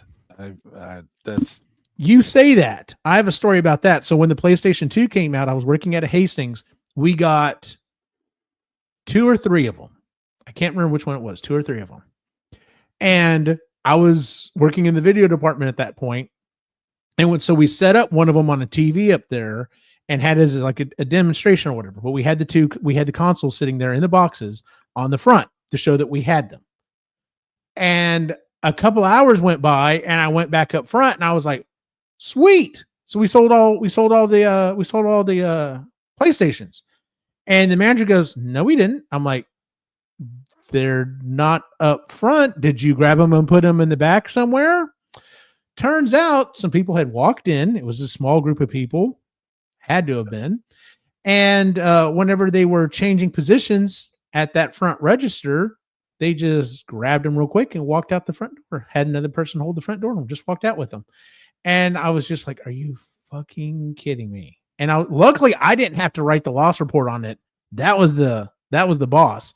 But I was just like, this is not coming down on me. I told y'all, putting these consoles out here for everyone to see is not a good idea.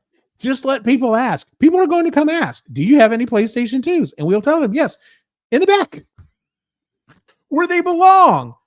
But no, they decided to put them out front, and I don't think anyone lost their job for it, but they should have. So yeah, that sucks. That's wild. Okay, the portions where you ride the motorcycle. Oh, he's talking about Metroid Prime 4 has this thing with the music. Yeah. Oh, okay. Do you know about this situation? Yes, I've seen it a little bit. Yeah. Nintendo, guys, look. Oh, I don't know. I'm so tired of talking about Nintendo. I really, what this company, it is what it is. It is. It doesn't matter. It's like, let me say this. Let me say this.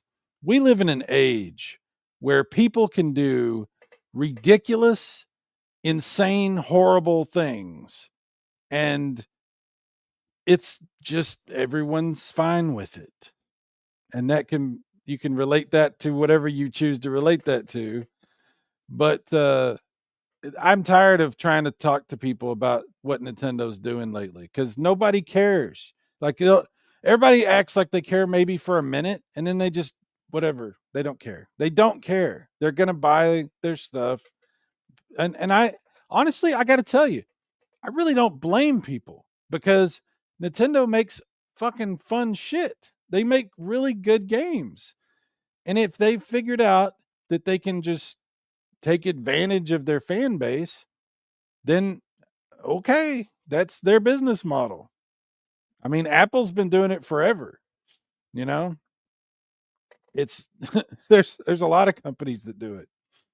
So car companies, good Lord, Oh yeah, don't get me started on car companies with the whole. Oh, by the way, if you want to have heated seats, you have to pay a subscription. Like that was literally a thing that BMW floated for like a month, and then basically everybody's just like, "Fuck you, we're never buying your cars again." They're like, "Okay, we're sorry." I mean, it is possible to make these companies pay, but you have to get the hardcore people to start saying no, and that's the problem. Is they won't say no. Sure, I'll take. Okay, I want the new Metroid. Whatever, I'll pay the money. People don't care. Like as long as the company puts out a good product, people will act like they care for a minute, but they don't. They're just going to keep buying whatever the new thing is, and it is what it is. And I got to tell you, I've been guilty. This is the thing. I've been guilty of shit like this myself. There's companies where I'm like not happy about what they're doing, and then I end up buying their shit because it's really cool. And then you're like mad at yourself because you're like, I'm part of the problem. The real monsters are us. Yes. I get it. This is why I'm not mad at people that are doing this, that are buying the Nintendo stuff, because I'm like, I get it. I mean, I'm not going to lie to you. There's plenty of times when I've thought about getting a Switch 2, maybe, because it's pretty cool, right? And I know friends of mine who have Switch 2s, but they're still not happy about what Nintendo's doing, but they still have the Switch 2s, I mean, we live in a bizarre dichotomy. We really do. It's so bizarre. And we're never going to get any better because we don't hold these companies accountable. We just don't, we want to act like that we're going to, but we don't. So it is what it is. It is what it is. Yeah, there's lots of thoughts here in the chat about what Nintendo is doing or not doing or whatever. So no, I mean, and look, Luke and I have talked about this many times. We have strong feelings about what we think about what Nintendo's been doing because we love Nintendo and we don't want Nintendo to do the things that they're doing. But the problem is we also love Nintendo. And so like battered wives, we keep going back, and it doesn't mean we can't criticize them. It doesn't mean we can't want them to do better, but I'm a hypocrite like anybody else. I know that I am. I'm not talking about Luke here. I'm talking about me. I'm a hypocrite. I will absolutely pretend to have like morals about this situation and act like I'm going to take a stand. And then I'm notorious for this. Like when the PlayStation 4 Pro came out, I was like, this is bullshit. I would never support the PlayStation 4 Pro. I would never do that. My box for the PS4 Pro sitting right there. And I ended up loving the PS4 Pro, by the way. I should have never gotten rid of it. But I mean, it sucks because as consumers, we have all these conflicting thoughts. We're like, I want to support the developers that I like and that make the games that I enjoy. And I want to support products that I think are good. But I also want to not support bad business practices and anti-consumer things. And I want to, good luck with this, people, because it sucks that it comes to us, that we as the consumer are holding each other and ourselves accountable, and we're not holding the company accountable. Like we're looking at each other, pointing fingers, and Nintendo's just sitting back counting their cash, Mm-hmm. And to some extent, I'm happy for them. But it's just a crazy time because they've gone way too far. They really have gone too far. Yep. Yeah. So anyway, I think my big statement of this whole show that we've done is that I am a unreliable critic of things because I have no ability to control my spending on things that I like. I am the worst advocate or critic of anything. Absolutely. And I'm a hypocrite. And I don't know about Eugene. Eugene's just going to sit there.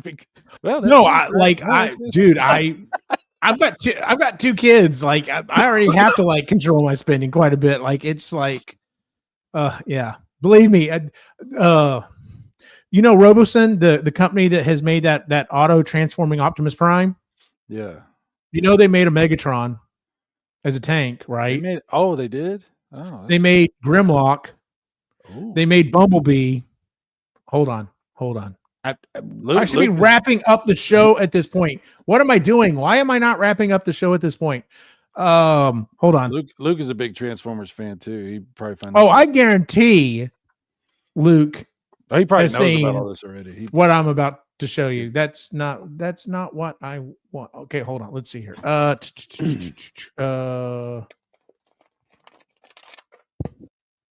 Yeah, they announced this the other day.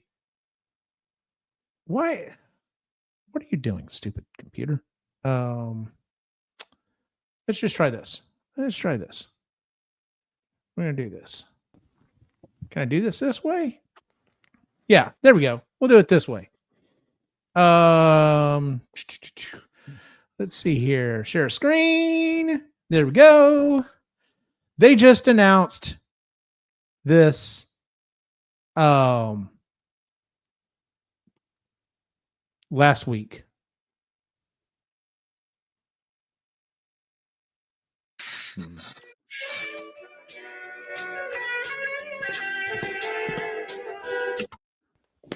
Oh my.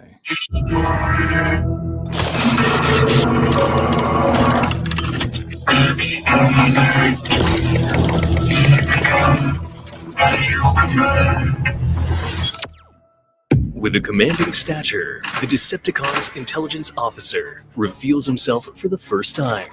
Robosen makes the impossible real again with the world's first fully auto-converting Soundwave. Standing at Megatron's side, the loyal communications lieutenant is officially back on duty. They got Frank Welker to do all of the voice work. So it's OG Soundwave's voice. When he transforms into a cassette player, he can also be a Bluetooth speaker that you can control with your phone. And then let me go a little further along here in the video. Exterminate. He's not a Dalek. But you can control him and stuff. But yeah, check this out. The battlefield. It's Megatron next to him.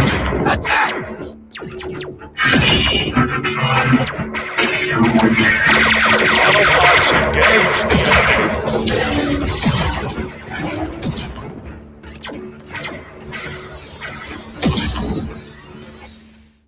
How much do these cost? I was about to ask you that. How much do you think Soundwave cost? How big are they? 18 inches, I think it's what it said. 18 inches, somewhere around there. So they're good sized. Just take a guess. Soundwave. Good God, it's going to be a lot. I want to say it's going to like $150 for this auto transform. He's $999. $1,000? Yes. No fucking way I'm paying. No, it's $1,000. $1,000 is like $700. His trailer's like another $700. Megatron's like you didn't know about these, Ed. Why would it possibly cost that much money? Because oh man, I should have. Let me go back to the video real quick. Integrated openable cassette deck, ready to launch version sound and pair the original G1 voice of Soundwave spread deep voice commands to the free mobile app and take the browser-based platform. The front-facing buttons. Stream your favorite music, converting from the classic cassette player to a striking robot gladiator. Command Soundwave into battle with the push of a button, sound of your voice, or swipe of an app.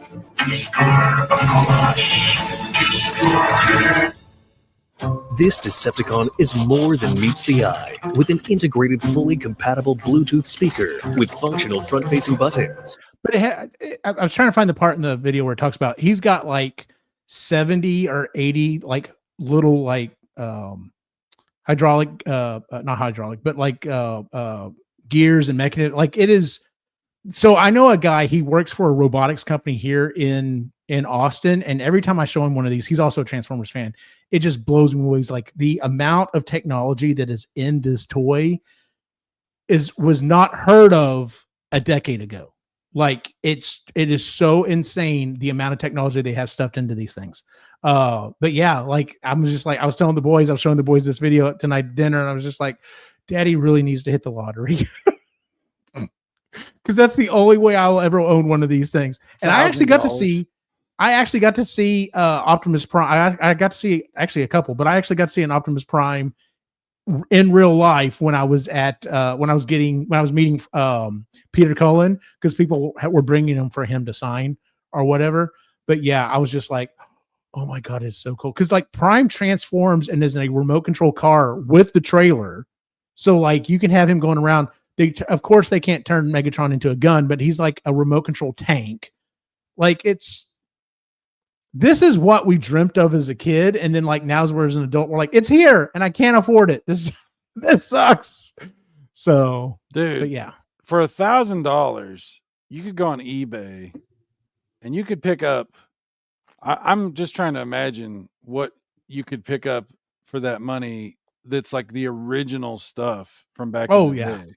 Like, there's no way I would spend that much money on one of these. Like, and I mean, there's no way. I'll unless some weird thing happens and like someone dies and like they're like, hey, my husband had these things. I'm just trying to get. I don't know what they're worth. I'm just trying to sell them. That's the only way. And then I would have to feel bad the rest of my life that I ripped this poor woman off. That's the only way I could ever own one of these things. Or I could go online and I could buy 128 megs of DDR5 RAM. Right. But we're not going to go down that path right now. In fact, let's go ahead and start. Megs. Yeah, it's so ridiculous. Like, my boy brought it to my attention. He's like, Dad, have you seen what RAM prices are? And I'm like, no, my God. So yeah, the prices are bad when we're back to talking megs instead of gigs. You know, right? Yeah, I probably should have said gigabytes, but still, yeah, it's so ridiculous. Like, it's like literally 32 gigs of DDR5 is like $500 right now. It's ridiculous. It's ridiculous. Maybe I should sell my RAM. I've thought about it. Like, it's crazy, but I've thought about it. So, I thought you meant a hooker wearing cardboard boxes. I have no idea what Bassarino's talking about, but you know what? We're going to go out on that one. So yes, never change, Bassarino. Never change, dude. Let's go ahead and talk about our social media. Cyrus, where can we find you online? Super Mega Graphics 64 and Super Mega Graphics 64 Plus, so, to an extent. I'm going to get back to doing videos at some point. Nice. Cool. You can find me at Optimus Gene on Facebook, Instagram, wherever. And then, of course, all the different shows we're doing here. I am currently rebuilding my PC right now, but I do plan to get back into doing some streaming. I've got at least 2 more episodes I want to do until I finish up all my SNES games.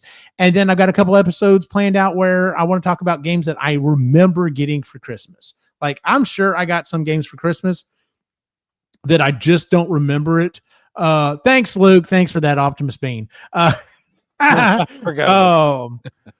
I gotta go smack my boy. Anyway, but yeah, so I'll be doing some more episodes where I'm talking about all the old video games. So anyway, that we're gonna wrap it up for this episode. Hopefully, we'll be back next week with some more fun stuff to talk about. Thanks to everyone who was in the chat. Luke's Awakening, Bassarino.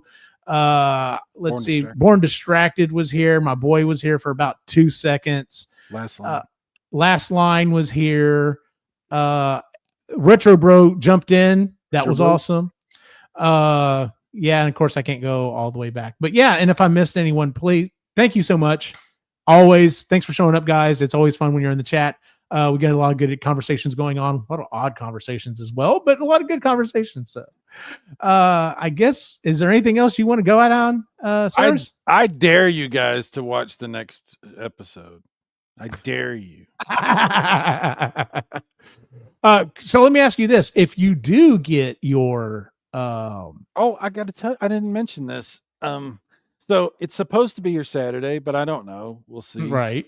But I have stacked the deck for Saturday because there was a really good deal on a Commodore 64 Mini, which I don't know much about Commodore 64, and I'm deliberately not looking into it too much because I've never owned one. I've only played one once or twice when I was like a kid. So there was a deal to get one for $50 on Amazon.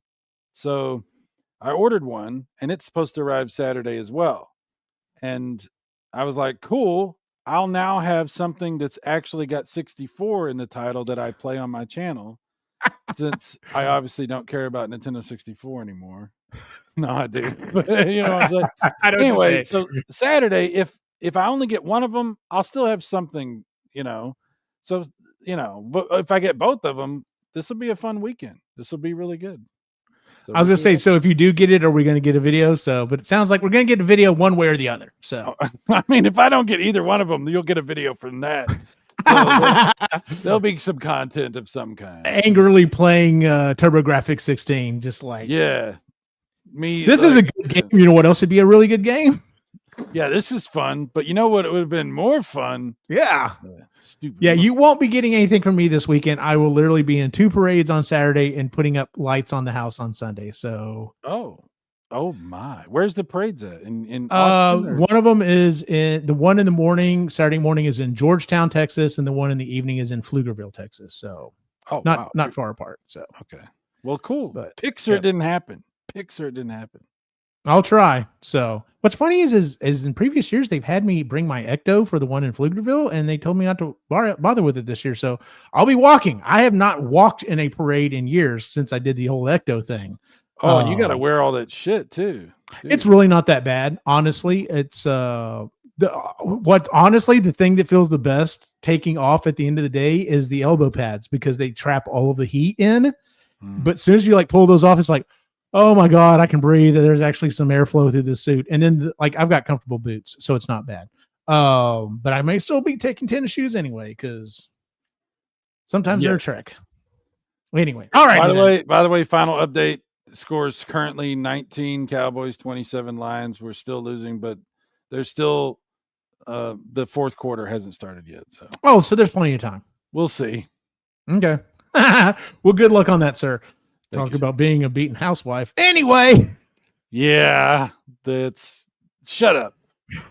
For everyone on the site and everyone in the chat, have a good night. Make sure to check out epicallygeeky.com, where you can find all of the shows that we do, including the Epically Geeky Show, Marginally Geeky Book Club, Creatively Geeky, Sustainably Geeky, EG Live, and EG Gaming. But before you do, make sure to like and subscribe here on YouTube.